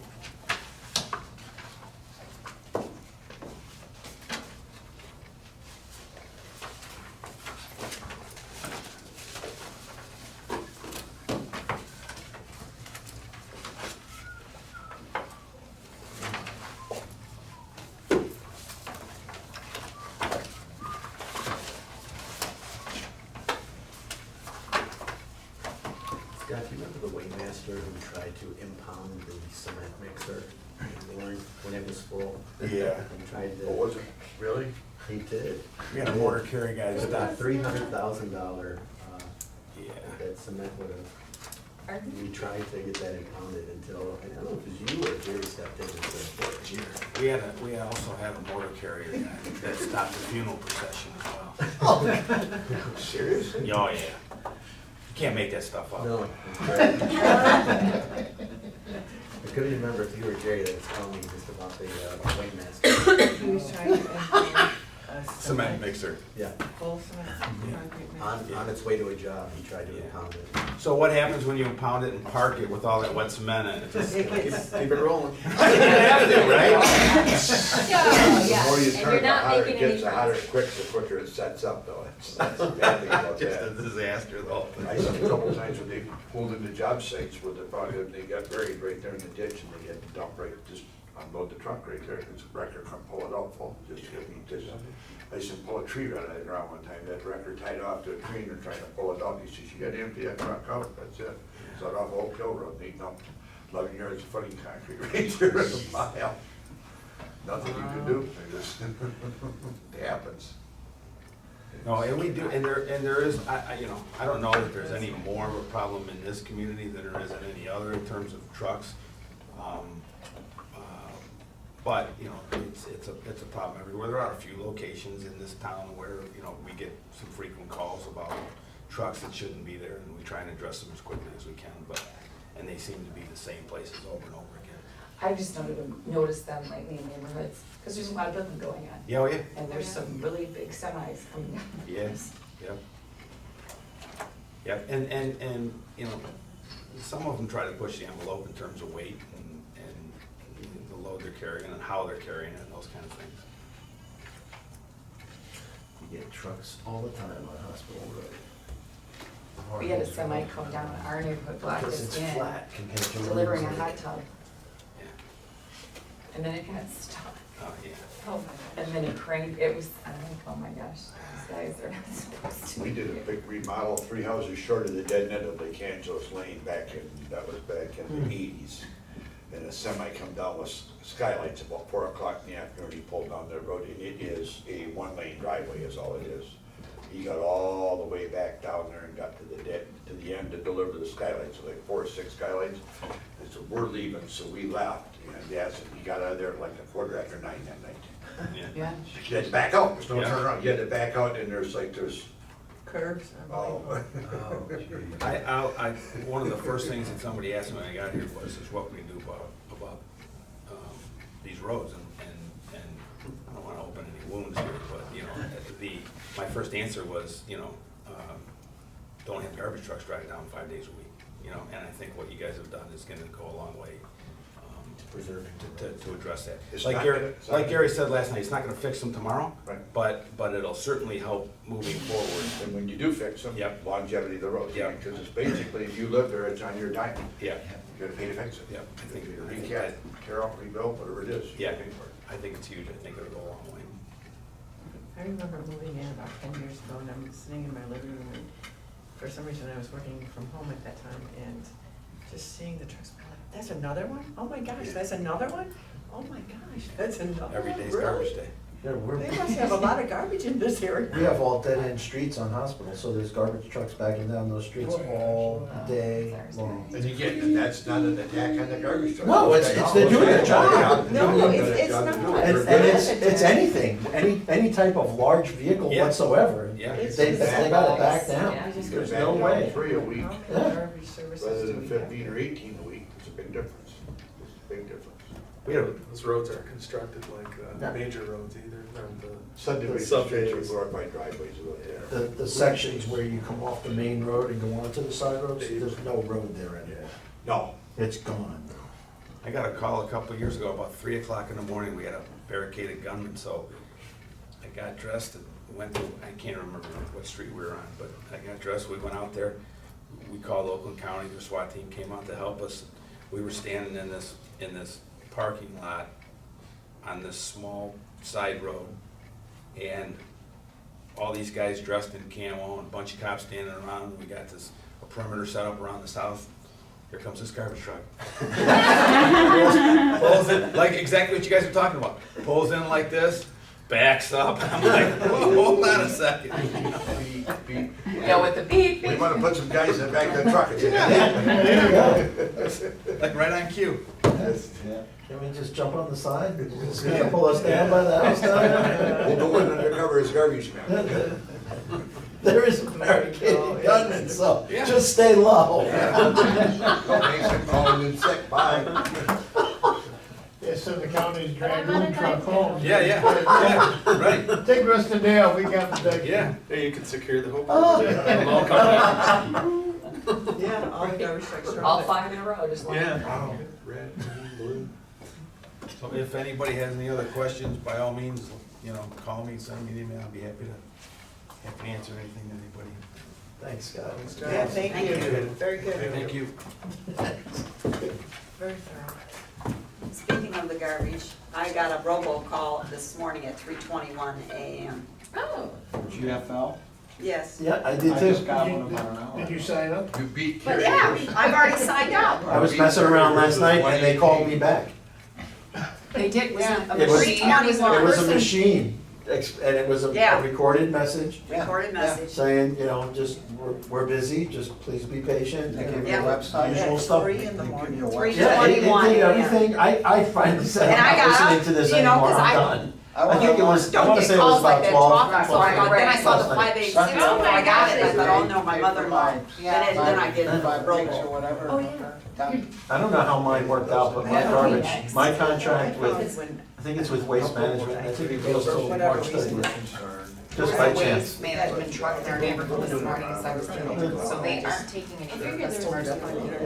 Yeah, they're collecting my garbage, I've seen no notice from them whatsoever. And they So, signed You it. explain They're gonna that. continue to, Cause I got a bus, then I Yeah. called, then they called me back 3 or 4 hours later, this was early. What time they come by your place? It was They usually come early in the morning, Enough that- now they're starting to come later if you want. Pickup is gonna be November 7th, I thought just- and they gave me a confirmation on I it. think, I Yes. think GFL. But it's just. I have And I five bought- bags off my next door neighbor. But I think- Has advanced Yeah, I mean, I want, I really see it. I think it was just a number that was listed on the internet, I just. Their date was, this was the last This is the week. last one. So, but Yes.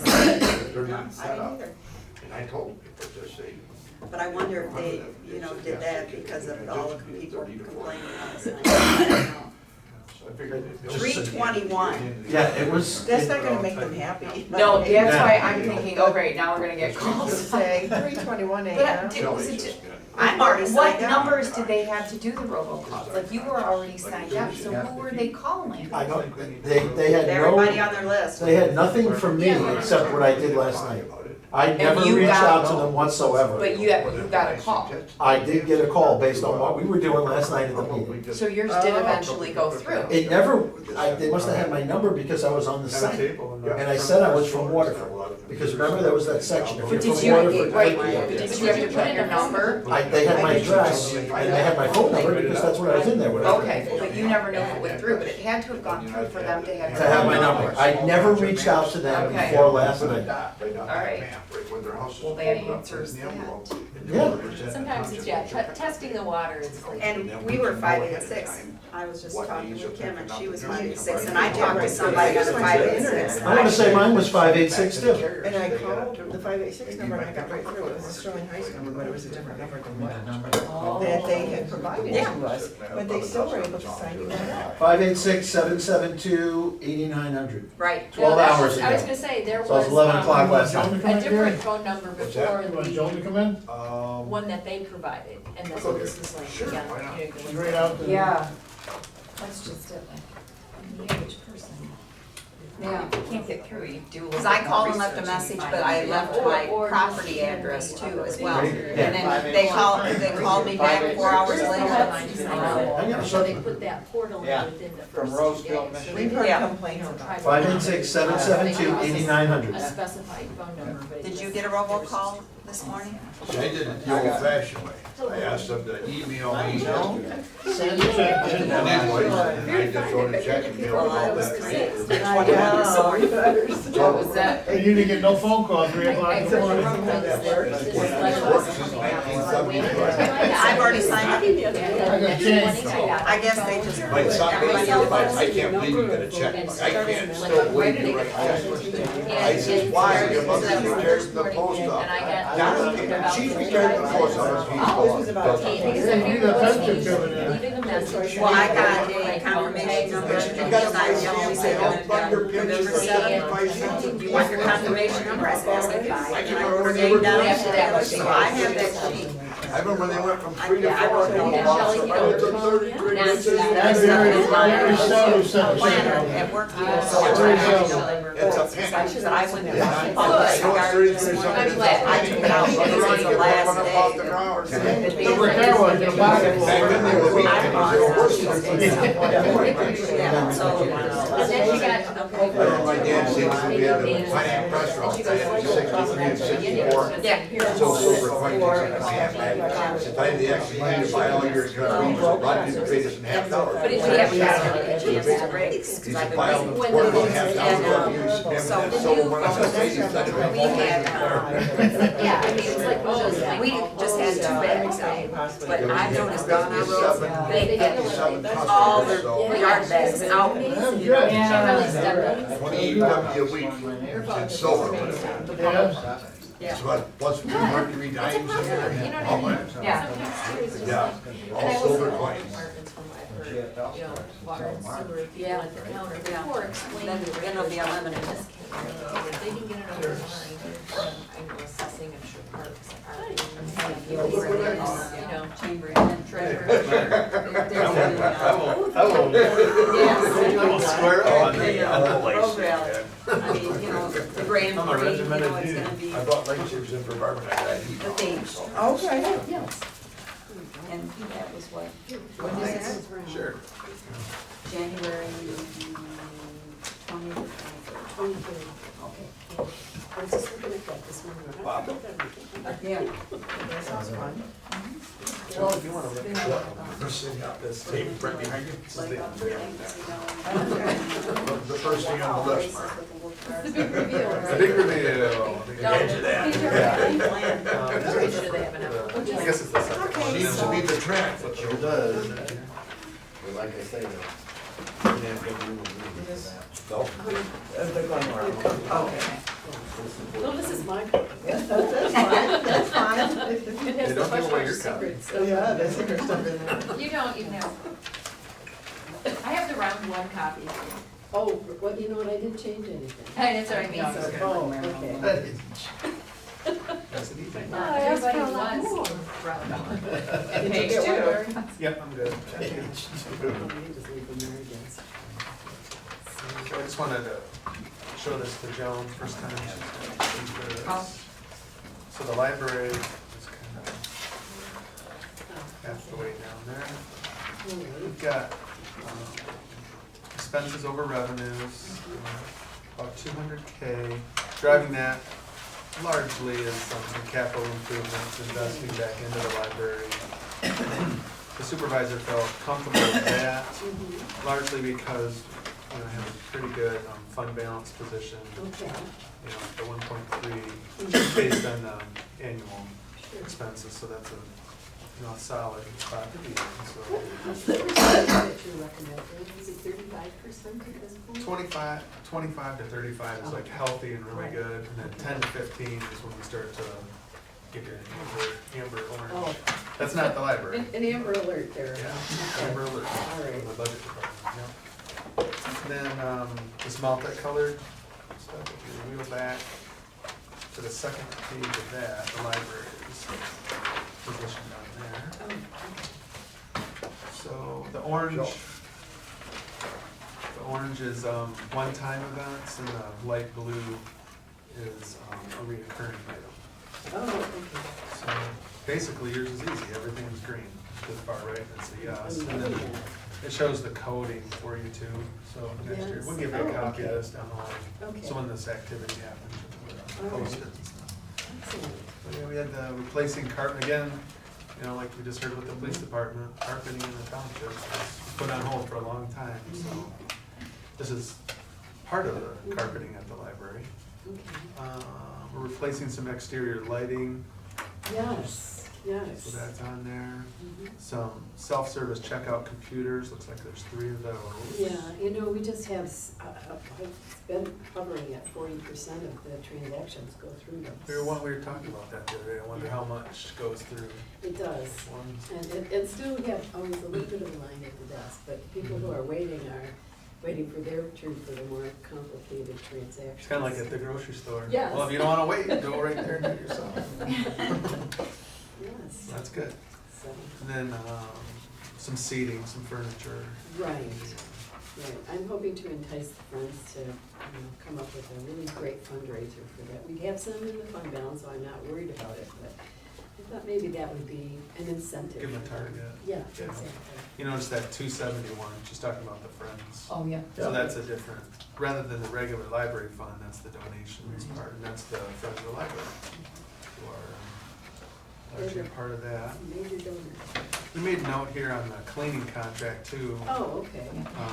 We baked that into the budget, but the library gets a good share of that cleaning expense, because there's so much of the area is open to the public, it's there to Right. serve the public. Well, and we should be getting 7-day cleaning. I'm looking forward to that. Yeah, there you go. So, yeah, I'm hoping that this plays out well. It's just been a challenge this year. Yeah, we've heard that. Well, I saw him with a handheld vacuum. That's always trouble, because they don't pick up anything. So, yeah, so we're looking forward to that. You know, it's things like just making sure that those restrooms are sanitized every single day. It's like, duh. Yeah. Priority one. So I'm glad to see that. And I'm glad to see that's represented here, because I thought, well, how are we gonna go? All right, great. In the regular budget book, this document, library starts on page 46.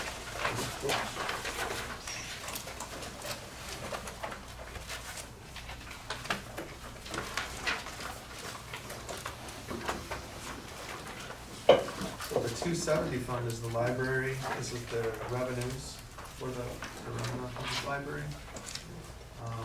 The main source of sustenance for the library, what makes it operate possible, is a dedicated loan, and that's the one that you see at the top there. And the change that's projected for 2020, 85 to the good. Just looking at any other notable changes here. Interest revenue, Barb and I calculate that. Fines, I think, I don't remember, Joan, if we turned the debt, or you did, but one of us did. We are, Set that up a little bit. we are collecting less and less each year in fines, and just for those of you who weren't at the previous meeting, with our new system, it's possible to enable automatic renewal for items that no one's waiting for, that are no fines on, that kind of thing. And as a customer service incentive, we are planning to do that. That's going to be implemented in July of next year, because it will impact everybody's budget who participates in the insurance system. And for many of us, fines that are generated by people forgetting to renew, maybe a day or two late or whatever, we're gonna see an automatic reduction in that. There is a huge trend right now in libraries, public libraries, to not charge overdue fines. What is driving that, I think, is the e-content, things that are available electronically. When they're due, they just disappear from whatever your device is, so you don't generate an overdue fine with it. And those formats are increasing in number, the things in that format. And part of the rationale for going in that direction is it's a smaller amount of revenue, not that any penny isn't important, but we do have a large number of families in the township who qualify for the school lunch program. So there are economic issues. And we are hoping that people who are reluctant to get library cards for themselves and their kids, because they don't want to be in a situation of having additional expenditures generated by forgetting something, losing something, whatever. That will encourage them to get library cards, not knowing that they're not going to be subject to overdue fines. So we're hoping that that will be an incentive. We haven't made any decision. The library board and I have been looking at the situation. I am tracking how much of the revenues that we get are actually from overdue funds. And it's a smaller and smaller number. So I think it may be marginal enough that if we forego that, it's not going to be too painful for the library, and it may be very good for the community. So, Could it be offset by the man hours necessary to keep track of that and kind of, is there much in the way of manpower attached to those not really, lines? because it's all automatic. The larger amounts of money we find people owing us are for lost materials, and that's not going to change. If you lose or damage something, you damage something that belongs to you and the neighbors, so that's something we should be responsible for addressing. But this is just simply it's a dime a day. So it's like, That's what I mean. So. All right, page 47. It's kind of coming intermixed here a little bit, but you see the 271, that's the donations part. So that's Joan setting a target for the Friends to hopefully meet some of their activities, fundraisers and whatnot. 48 is the donation side. Again, I like us just giving them a target. Something that's needed and that they can help with, so. And by the way, save the date, Saturday, May 2, the Friends are holding their third 5K, and they did an excellent job last year. They doubled what they did the first year. And I told them, well, we should double it again. And they're like, what? I said, you can do it. I know you can asked do for a it. home run, you asked for a double. Exactly, that's right. So, anyway, Poetry leagues, what are they? Poetry Leagues is, deadline is tax day again this year, April 15, and the exhibition will be May 4 through May 15. I got two this year. That's right. You're on my list. They're horrible, but. Yeah. So. Double lunch. We've No, I been missed out the last 2 years, so. happy with that. You know, we've had a longtime sponsor who is willing to up again, so. Great. Oh, that's good. That's Phil Carmo from Russ's Party Store. He's so funny, he says, oh, I don't know why I sell liquor and this is poetry, and I went, I can't think of a demographic more likely to be a customer than poets. He's a great guy, really is. He is, he's just Very been community wonderful. oriented and very generous. Yeah.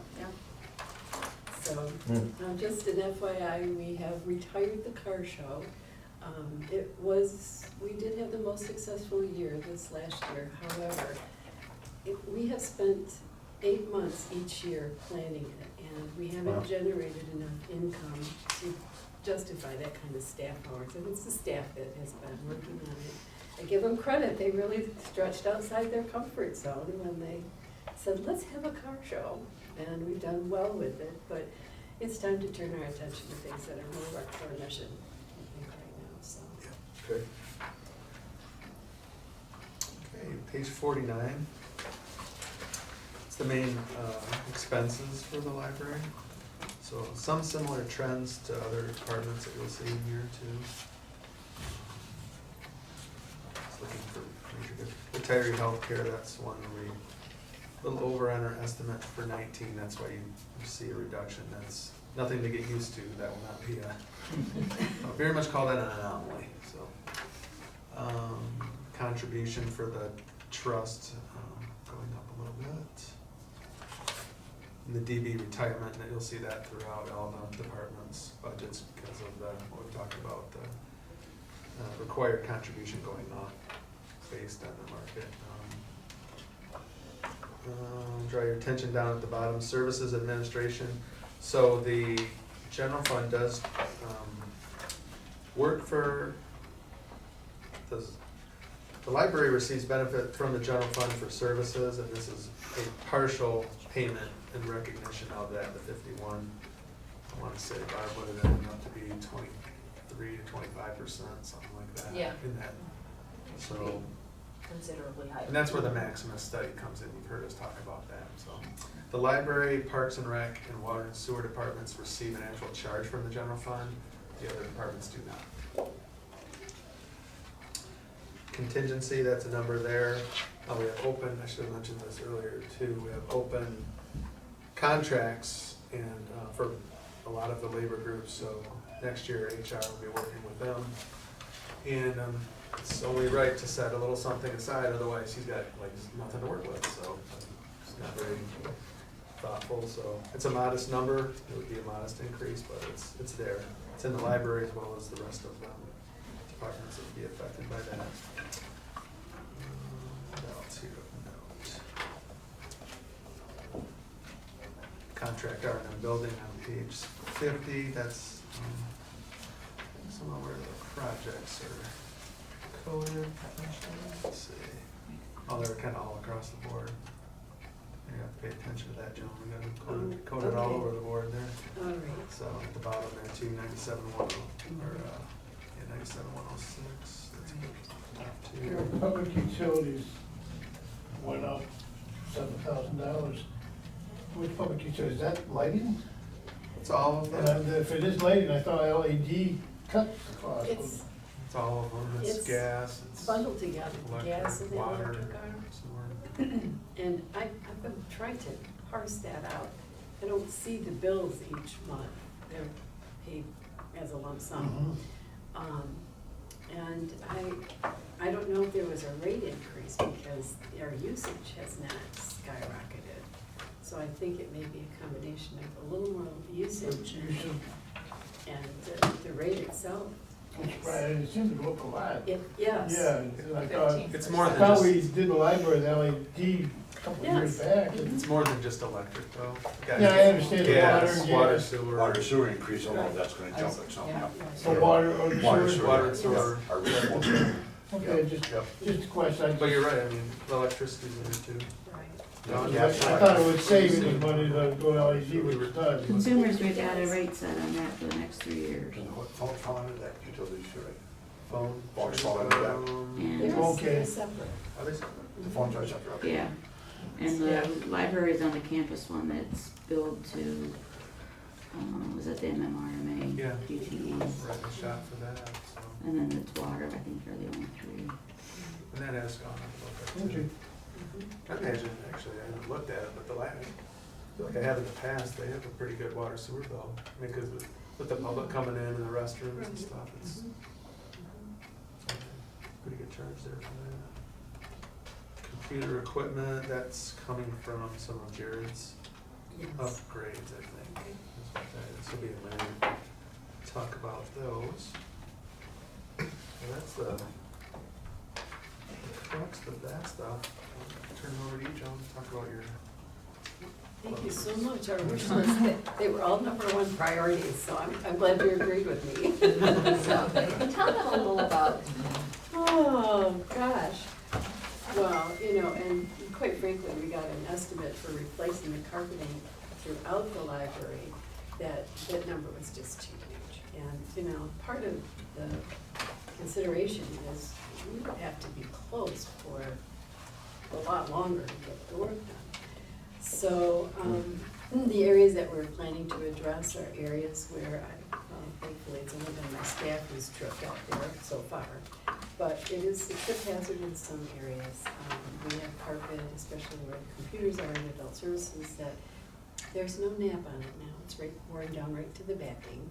And so we're happy to get an opportunity to replace what's there. We're planning to use carpet squares so that going forward, we can address the one before they just are destroyed. The exterior lights that are along the walkways outside, they were installed in 1993. And they've done great service. They have had their internal parts upgraded to LED, but they are worn. A couple of them have been banged a couple of times by the snow removal, and had some middle schoolers by this spring and just out horsing around, and I kicked one of them over. So I think it's time that we retire them. So, and as I mentioned before, the self-checkout computers, they're capable of only running 2 or 3 earlier versions of the software. So we really need to upgrade the boxes and the hard drives so that they can run the software. And the seating, it's a curious thing. Out in adult services, the chairs that are there for casual seating in the reading area, not the upholstered chairs, but the work chairs at the tables. They're these little wooden cafe kind of things that kind of looked great, but they've never been horribly serviceable. And over the years since 1993, as they've been used, and Americans have become bigger people, they just have broken, and we send them to get repaired, and then we sometimes say, can't do it anymore with this one, we've repaired it too many times. So some of them are beyond repair, and we started out with probably 25 to 30, and we're down to less than a dozen.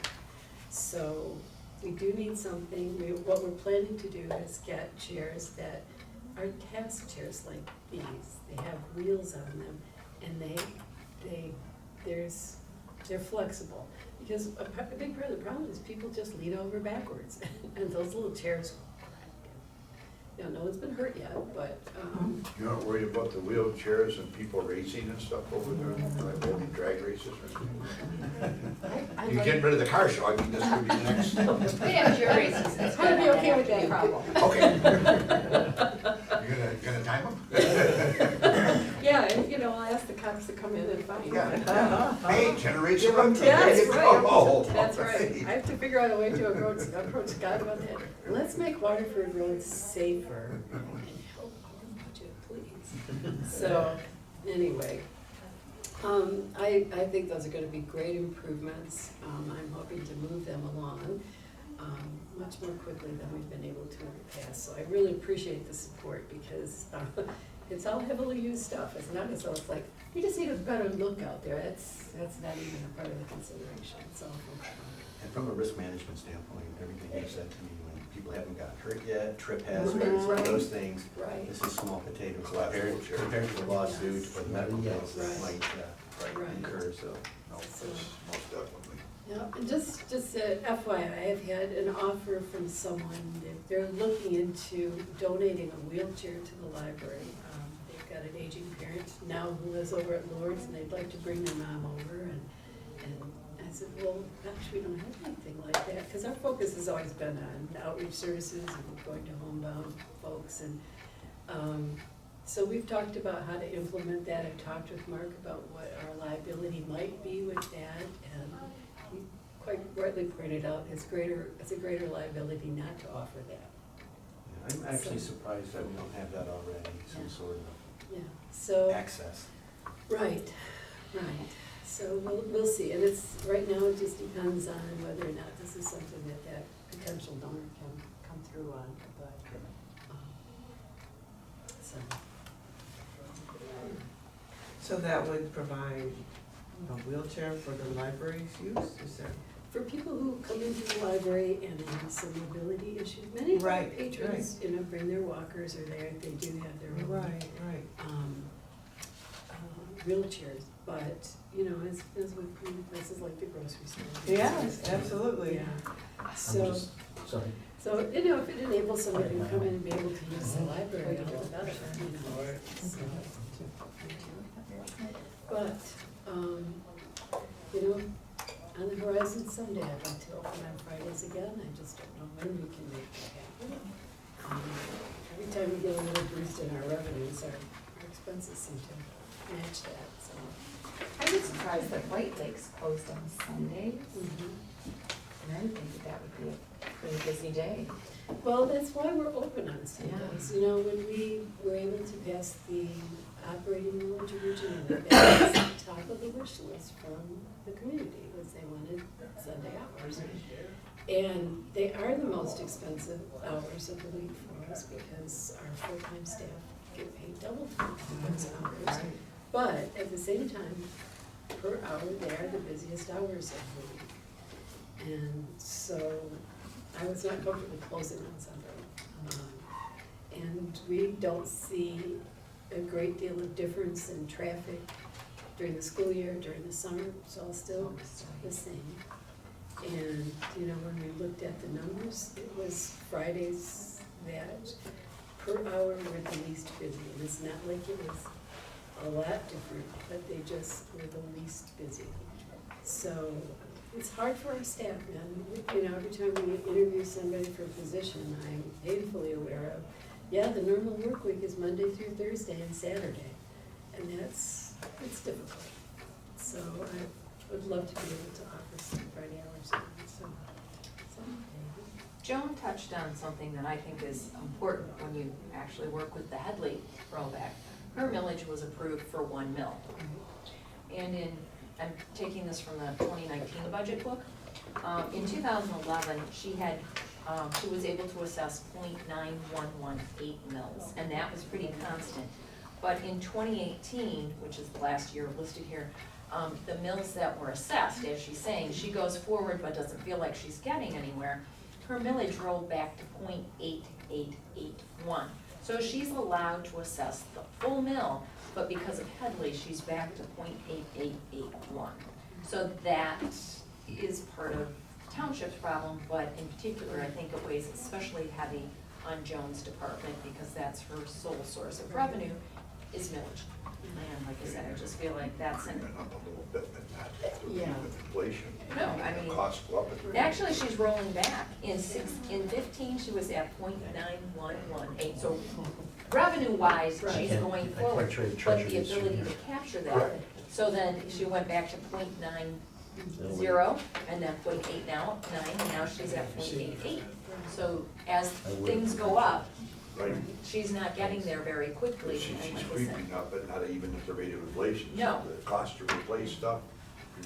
And this is going to be an ongoing discussion of her department, is the fact that every time she tries to make a step forward, Yeah, just the because- cost of living or expenses or, you know, cost of inflation is going to make it hard to start really addressing anything like a capital item.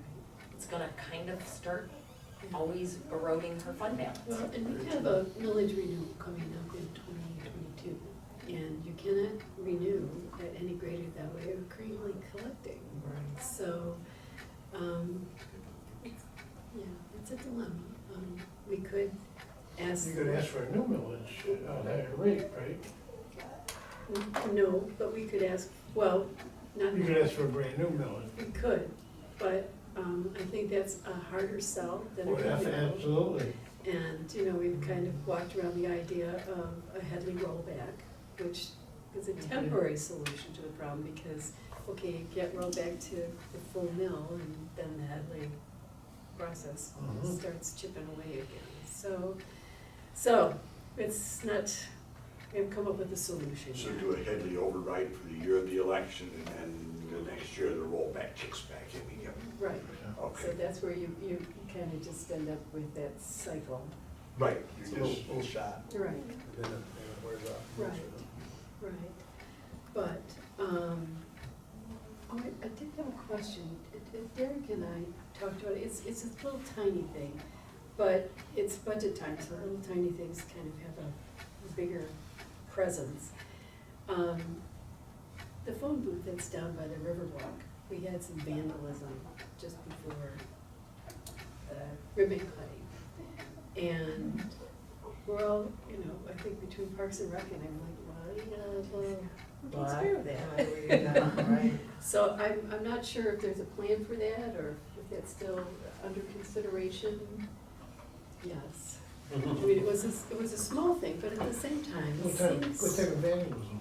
Window? The glass The gets broken plexiglass, off. I mean, at least it's plexiglass. Okay. But we don't know for sure if it was vandalism or the lawnmower going by. Seriously, So it was broken window. But either way, Nice it's glass. a topic in which yeah. it was a It's a cost of ownership. grant-related Right, item. was a grant Right, it's a item. grant item. And so now we have it, and it's kind of in that middle zone, as it's the library and Parks and Rec happen to be like actively putting Right. information in the display, so then, and F&O maintains it, but, you know, where, or replaces the glass, where is the cost going to be? Because that is an underlying topic with many donations. Well, and I So it's hesitate to ask F&O for help with that. I mean, they're struggling over there right now, covering all the bases. And, I mean, that's, sure, it's not a lot of time, but it's extra time, you know, so I just wanted to ask you how you want us to handle it.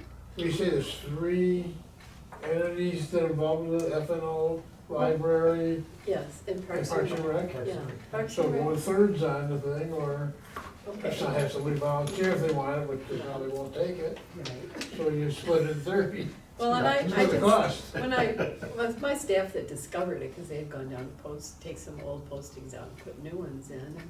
And I said, I don't know who takes care of this, and I just thought, okay, I'm just gonna contact F&O and ask them if they can help out, because the ribbon cutting was like in 4 days.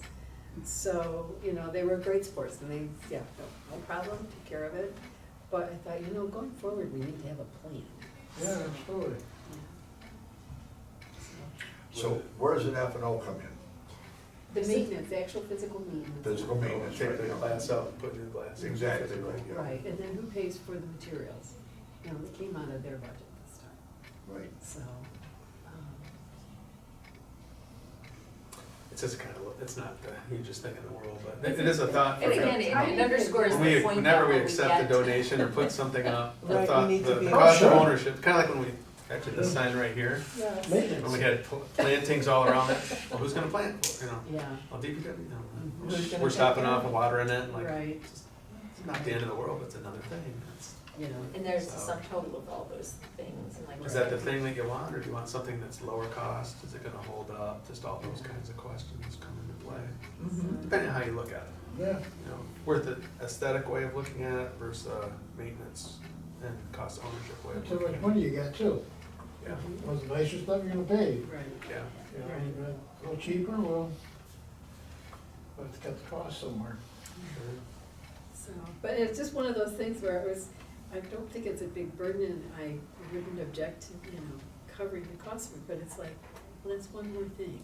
Yeah. Well, it's not a big burden right now, but say somebody came and broke all the glass out of it, so, you know, something that really needs to be addressed. I was Sooner put than between later. Parks and Rec and you, I mean, you guys are the ones that Mhm. use it, the Right. benefit, Right. receive benefit from it. Exactly, exactly. So, but just tossing that out there. No, it's a good question. Yeah, because I don't think either department truly, you know what I mean, it kind of fell between, it was a grant opportunity. Right. So it wasn't a library initiated grant, and it wasn't a Parks and Rec initiated grant. Yeah. So that's where it all, so again, it was paid for. It's just that they happen to be the ones who post information through it. Waterford doesn't really have a pedestrian pathway millage. It used to, you know, have the sidewalk millage. It went away. So it's kind of a vacuum. That can fall under that, But yeah. If there's a lot of snow or something, who cleans it? Is it cleaned? It's the first year that in which it's been put in place. Right. So that's why this has come up, Well, and snow is gonna be here in just a short time. This week. Maybe tomorrow. It's not waiting for Might as us. well think a little quicker. I didn't know you'd lose that dirty four-letter word on camera. Well, we've already Yes. been planning to post things that have a long life in there, so Yeah. we don't have to worry about changing them out until. I don't think the snow, Well, the leaves will blow away. all the postage are up high enough. You The can snow read it. will melt. Snow will melt, yeah. The snow's even. Snow will melt. We'll just close it from December to March or something, you know. They'll run right into the river, so we're. however, Oh, if there's vandalism or a stone knocks it out from the plow truck that went on the street, who's maintaining I don't think we have to the worry place? about plow trucks in Waterford Township, so we're safe there, so. I'm glad You're you on the bad said, side of the mountain.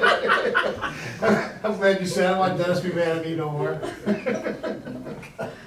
Oh, you're talking about road commission trucks, I think you're talking about private plow trucks. That's what I was talking about, that's what I assumed. RCOC. Yeah, well, all the talk was make sure you don't hurl any rocks up towards it, so that's good. Okay. And it's clever, and it's been, you know, a point of interest, and. I haven't heard anything bad about it. Again, that's, and like I say, things pop up in the township and people go on social media, the keyboard cowards come out of the Yeah. closet and bash this and bash that, but I haven't heard one negative thing.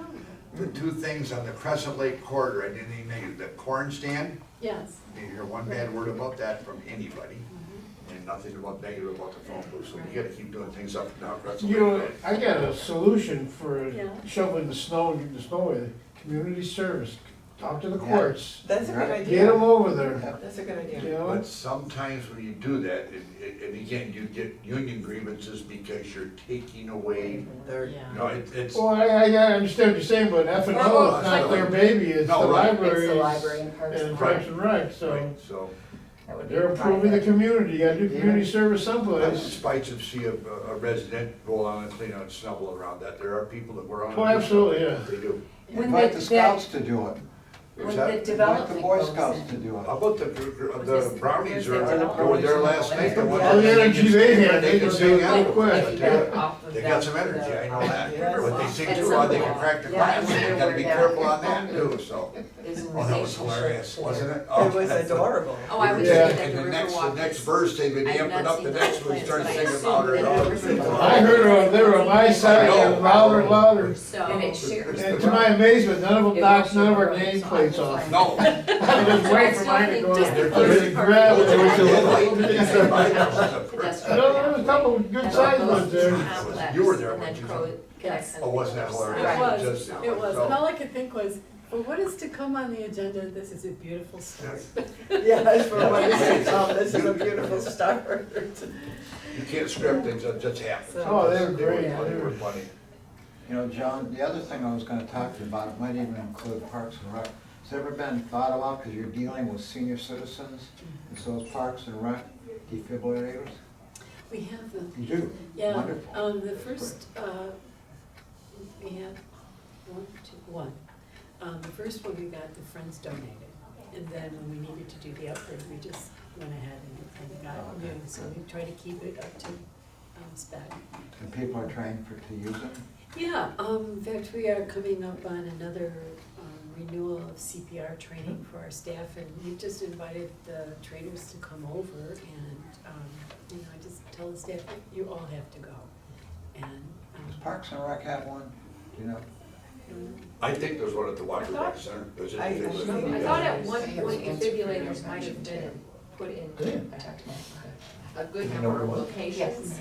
I don't know if it was F&O or the fire department or whatever department kind of spearheaded that. Might even been a grant that John got to get them too. It's I just possible. do not remember specifically.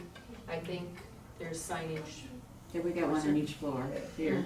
Yep, you got one in front. And I think when Hugo was here, that he tried to work and put signage as to where they're located and so forth. I think it's on that plan. I think they're already up. Those have been Yeah. up. I talked to Jim Cooper from the fire department. He's gonna come to Township Hall and offer CPR and train on those as well very shortly. Yeah, because I think it kind It's of, been a while since. right, that's Your exactly what train's happened. They got biannuals, put isn't it? in, Yeah. they get maintained, but Yeah, then I it had gets asked get falls. Arlene, Yeah, same you know, here. who on the floor and how This one's been who's about- been trained, and she I did. took You it can't remember, it's time to do it. Right, that's exactly it. So Well, then they that's trained the that one on our point. floor, who was the one that was, we figured was gonna be the one to collapse, so Yeah. it was hacked. Oh, Yeah, well, Has anybody ever seen the other things they have, the Lucas things? that's a pretty great piece of equipment. Those are amazing. It's a machine that does compressions. really? Yeah. It's spectacular. It's amazing. We just saw it at that ops thing. It was, Well, We have them here. and we have them everywhere. Yeah. Yeah, A each lot of truck. departments don't have them yet, we have them We're in, all of As our. in our the fire department's in the department. 21st century. Yeah, and they have the wireless, the cable-less jaws and pry bars and stuff. So they use them more than they ever did now, because they can take them anywhere. They And it's just the pick them up most, and carry them. it's the most recent technology for the advancement in the steel that goes into vehicles, so, you know, And I think a grant was written for the jaws. Yep, 90-10.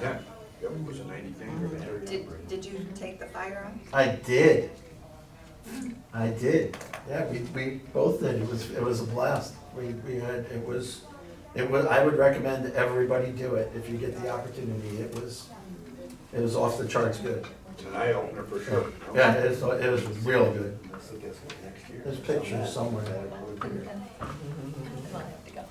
I was the first one. Yeah. Your name came out.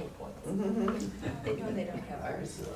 Well, I remember the Jaws of Life thing. In a good thing, And, in a and good it was way. this big guy that's holding it, and I thought, oh, and then when he handed it to me. I was like, oh, yeah. First thing I got to do was cut a windshield, which was Yeah. absolutely amazing. This Yeah. little tool about this big, you just kind of put a hole in the windshield and you open it up and the saw, and 3 saws, you go across the whole half of the windshield. And he goes, can you turn it now? And I was like, you didn't tell me I had to turn it. He goes, well, you have to turn it to go around. So he goes, just put another hole in it and bring it down. He goes, once you get good at it, you just do it in one swipe and you go around the whole thing. And I'm like, wow. But I mean, it cut like butter. I mean, it was, whatever that tool is, it was pretty amazing stuff. That's quite a facility out there. So, I mean, and it's Where was right- that at? Was that at OCC? OCC? Yeah, the Crest, Yeah. right? It's in Auburn, yeah. Auburn Hills, yeah. Auburn Hills, too. Yeah, they usually have each campus does something, and that's that. I would recommend you guys do that if you get the opportunity. It was real good. So, that and the police academy, Citizens Police Academy, another really, that's why dispatch, when you were talking about that this morning, that's the working mechanism of the whole thing. Right. You know, those ladies down there, or men, and I happen to be with ladies, and I can't believe I can't even imagine what they go through mentally, not to mention knowledge. Well, a lot of times you get people called in, they're upset, and it's Yeah. hard to understand them, and they Oh, yeah. have a way of getting calmed down, getting information out of them to get things done in a quick manner, and it's amazing. And- The ability to take that, just amazing. Then there's people in the library who deal with all the people that want to take out all the books. It's just another amazing position. That's an interesting, interesting Good problem customer. for us. Well, you know, I know that you get our reports, well, monthly. When we upgraded to the new system, we all of the participating libraries realized that we needed to do a better job maintaining that database and getting the debris out of it.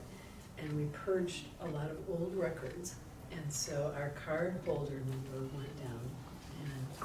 And we are working hard to increase it. It's at about 29% of the population has cards.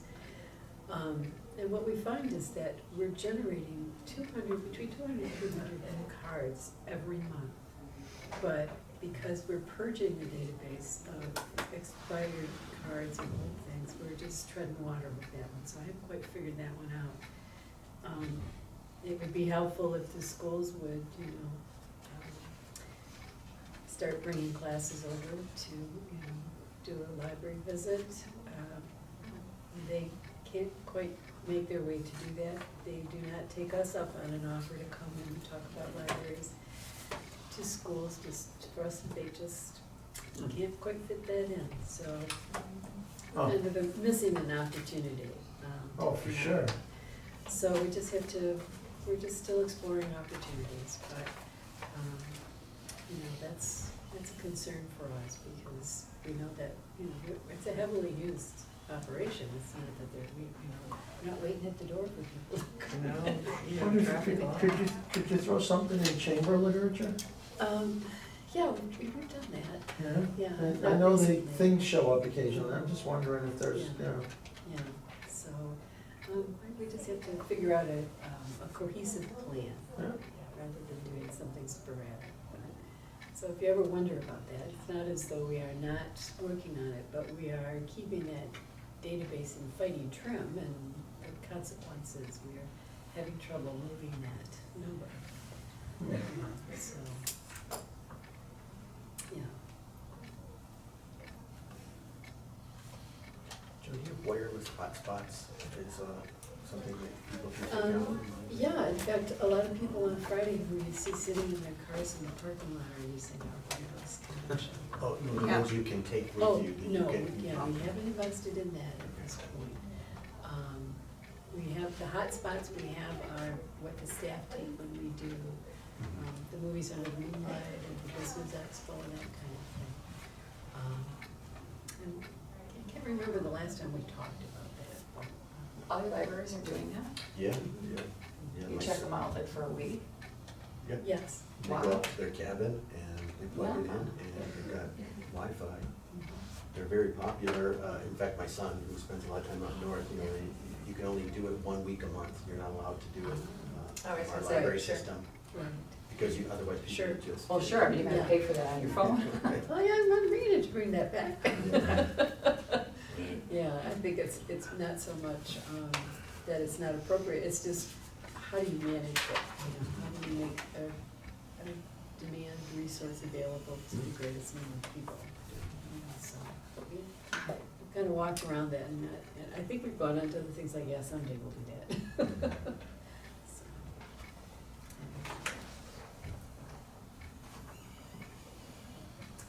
Very good. Okay. Thank you. Thank you. Thanks, John. Thank you. And give the good news to the staff. Yes, we're gonna get new cars. All right. Only after the budget is approved in December, Yeah. but tentatively. You start picking up colors, I suppose. Make sure you let them know right now, for that new car, all because they can't tell back, so it's not. You know, I think we're already painfully aware of that. You know, this is kind of a dumb thing, but when I was in library school, my advisor, he had done time in a university library somewhere in the Midwest, and when he got there, he said, here I am, the director of the library, and blah, blah, blah. And on the window watch there, these 3 dead flies. And So he went back and forth with the maintenance guy and finally realized that he wasn't gonna get any traction with anything he did there when the maintenance man responded to his final reminder. Well, I'll take care of that as soon as I build the coffin for them. Oh my And there's been a dead fly on the window ledge at the end of the hallway in the library, and I thought, are we waiting for a coffin? So I'm happy that you guys made a decision last night to try and rectify that. That's gonna be great. So, anyway, thank you very much. Thanks. Thank you, Joe. Harry, that part-time officer Scott was talking about, I think Blake Hershey, Yes. just sent out an email to all the board members, basically saying his job is being threatened to be terminated if he doesn't go full-time. You guys can read it in a minute. It came on my phone. You know, it's one of those things. Yeah, we approved in 2013 for the police department, because remember, we're not gonna hire any more police officers until we close the pension system. So we have staffing approved them to hire part-time people because they would not be in the old pension system. So that said, once they close up the pension system and the economy recovered, we got the SAD. Now it's time for a full-time police Yeah, I officer. just find it funny getting an email right after Scott done his budget there, when we were talking about it. And I got the email 11/21, I think it was. Right. That is rather timely, isn't it? Very, very timely. And he basically said if he doesn't take part-time, his job's done. Well, they said they're eliminating part-time police officers. He said that the chief won't give no reason why. He said it's part-time. Well, You gotta read the email. it doesn't work. No, you're right. It's not part of the plan. Nope. You guys wanna hit the, lunch isn't quite here yet, I guess, if they're in route. Do you wanna hit something else, or? What do you want to hit? Improvement revolving, just to Yeah, take higher a up, sure. cruise through that. We're gonna hit it with, some other departments that come in, but I thought just so the board was kind of up to speed with what we have there. So if you spin over to page 36.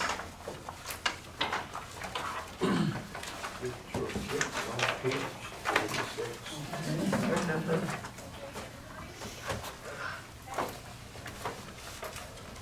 Okay, so we've talked about the improvement revolving fund being an offshoot of the general fund.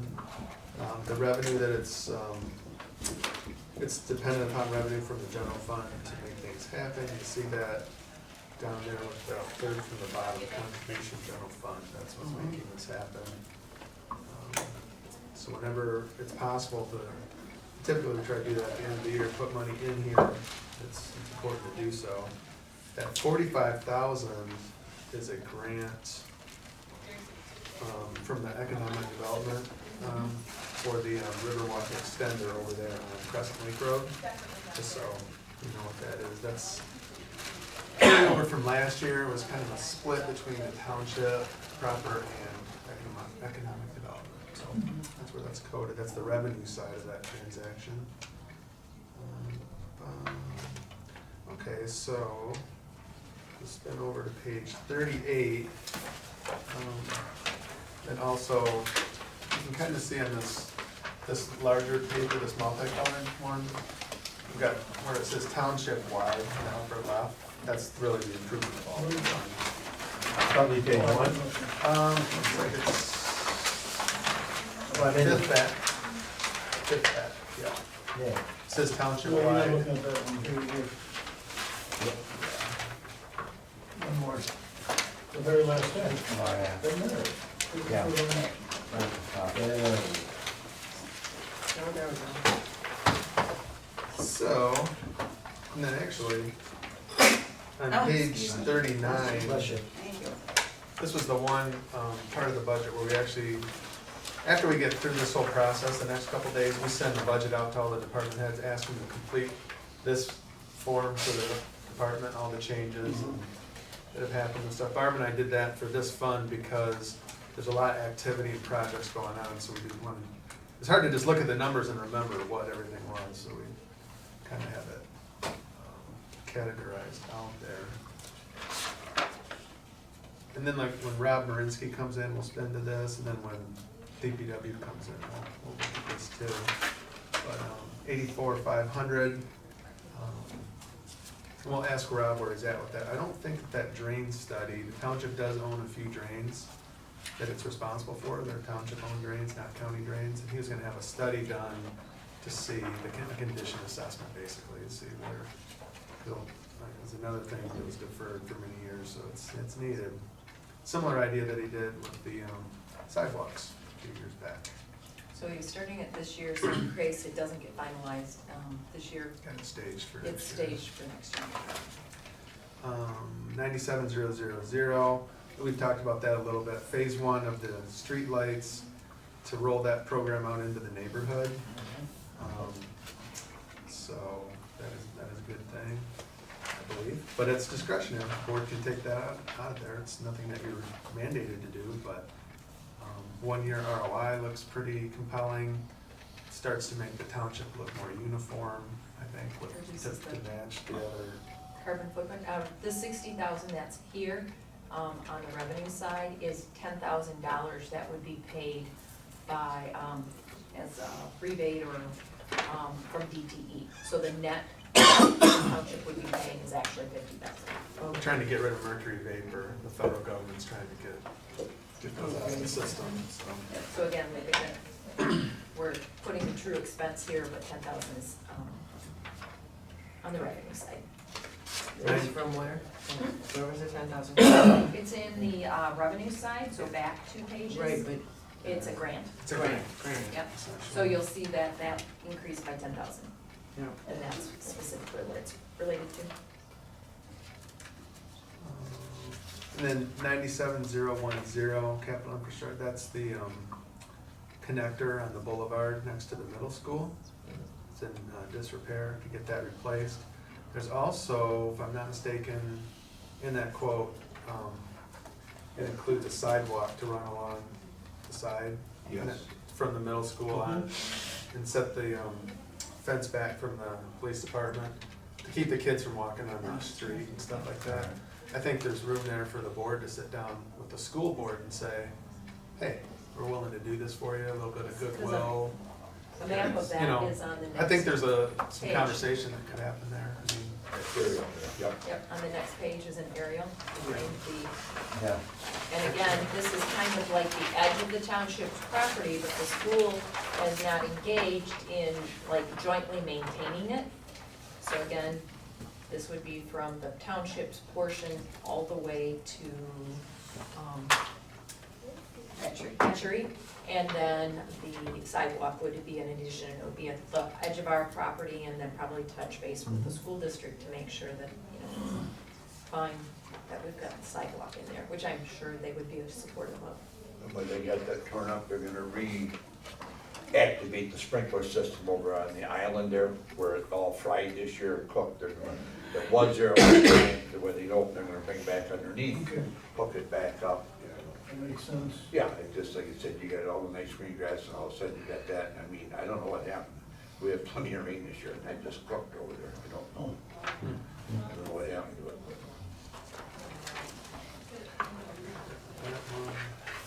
97,102, that's the Riverwalk connector. This is the general funds contribution, and then economic development, like we mentioned, is on the revenue side. On the other page.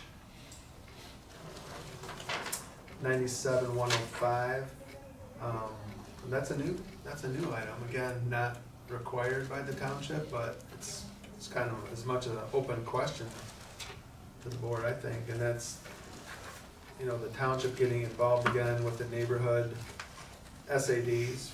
Like if a neighborhood wants to get their road redone and walk around and they get the signatures, this is an allocation where the township could contribute to help facilitate that or encourage that, to make that happen.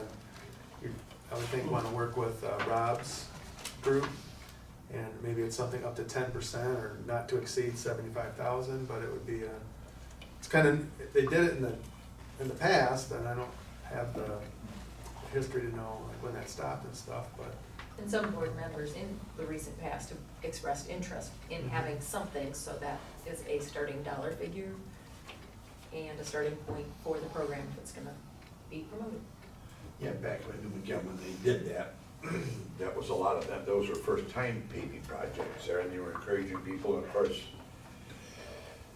my crew was framing 45 houses a year in Waterford Township, and that's one out of probably 20 crews. I mean, there was a lot of money coming in, and they were able to put some of it back out.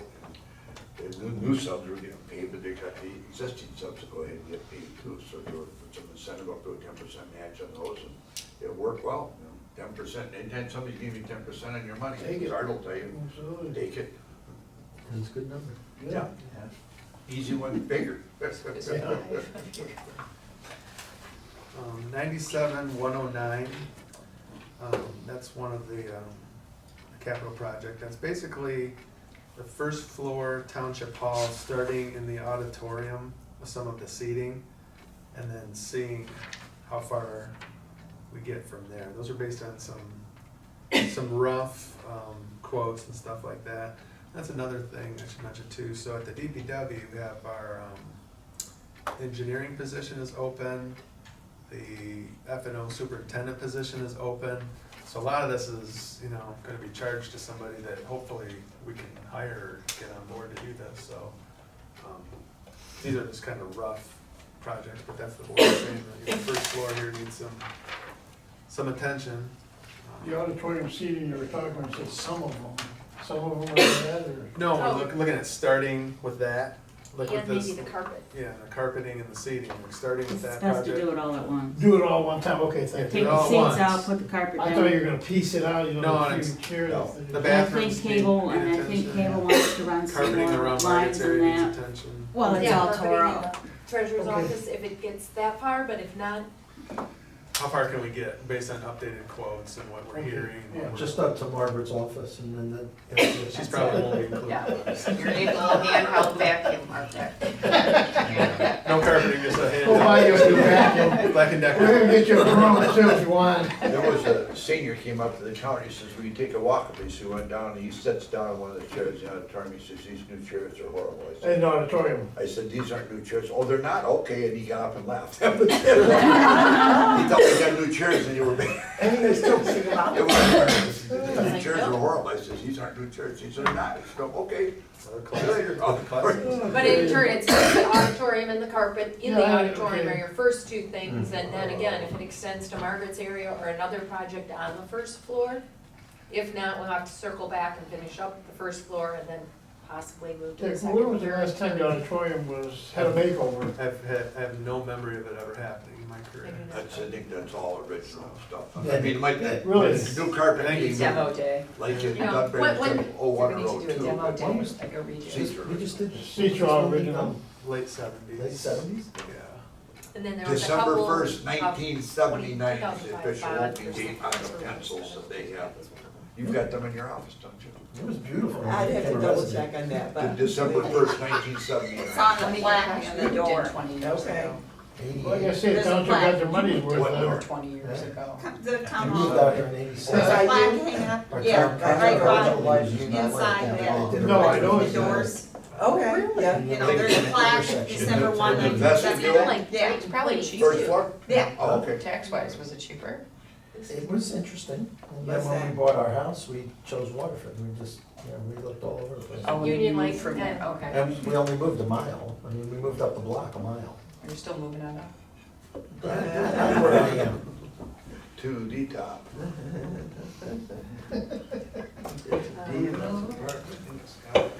97-107, we have some cemetery improvements, signage, and some other things that they brought forward. And 97-125, door controllers, that would be the general fund share of that project Project in at DPW. DPW, yeah. And then the phone system is complete, so that was a very large decrease, which again became a paving project, it's kind of like it was on one. Why is 09 and 07 out of order there, just out of curiosity? So you would have something to notice. Right, yeah. I really should, Well, I'd said the bigger number over the littler number, that back to the bigger number, it wasn't that, so. So you could, so now you're in a tie with Art, so you had an opportunity. We put things in here for you guys to also. Yeah, to see if you're reading. correct. So you'll never All right, we know. might be going to overtime. I like red and green.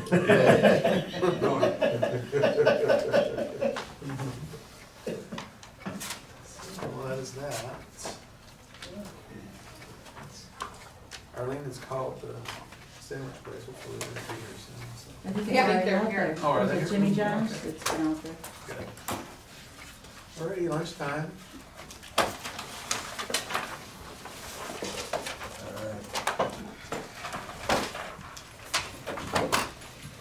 We're back at one.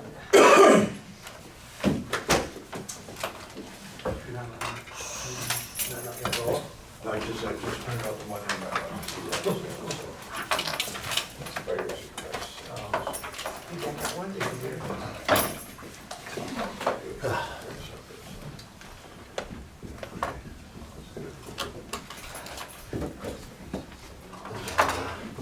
Yeah.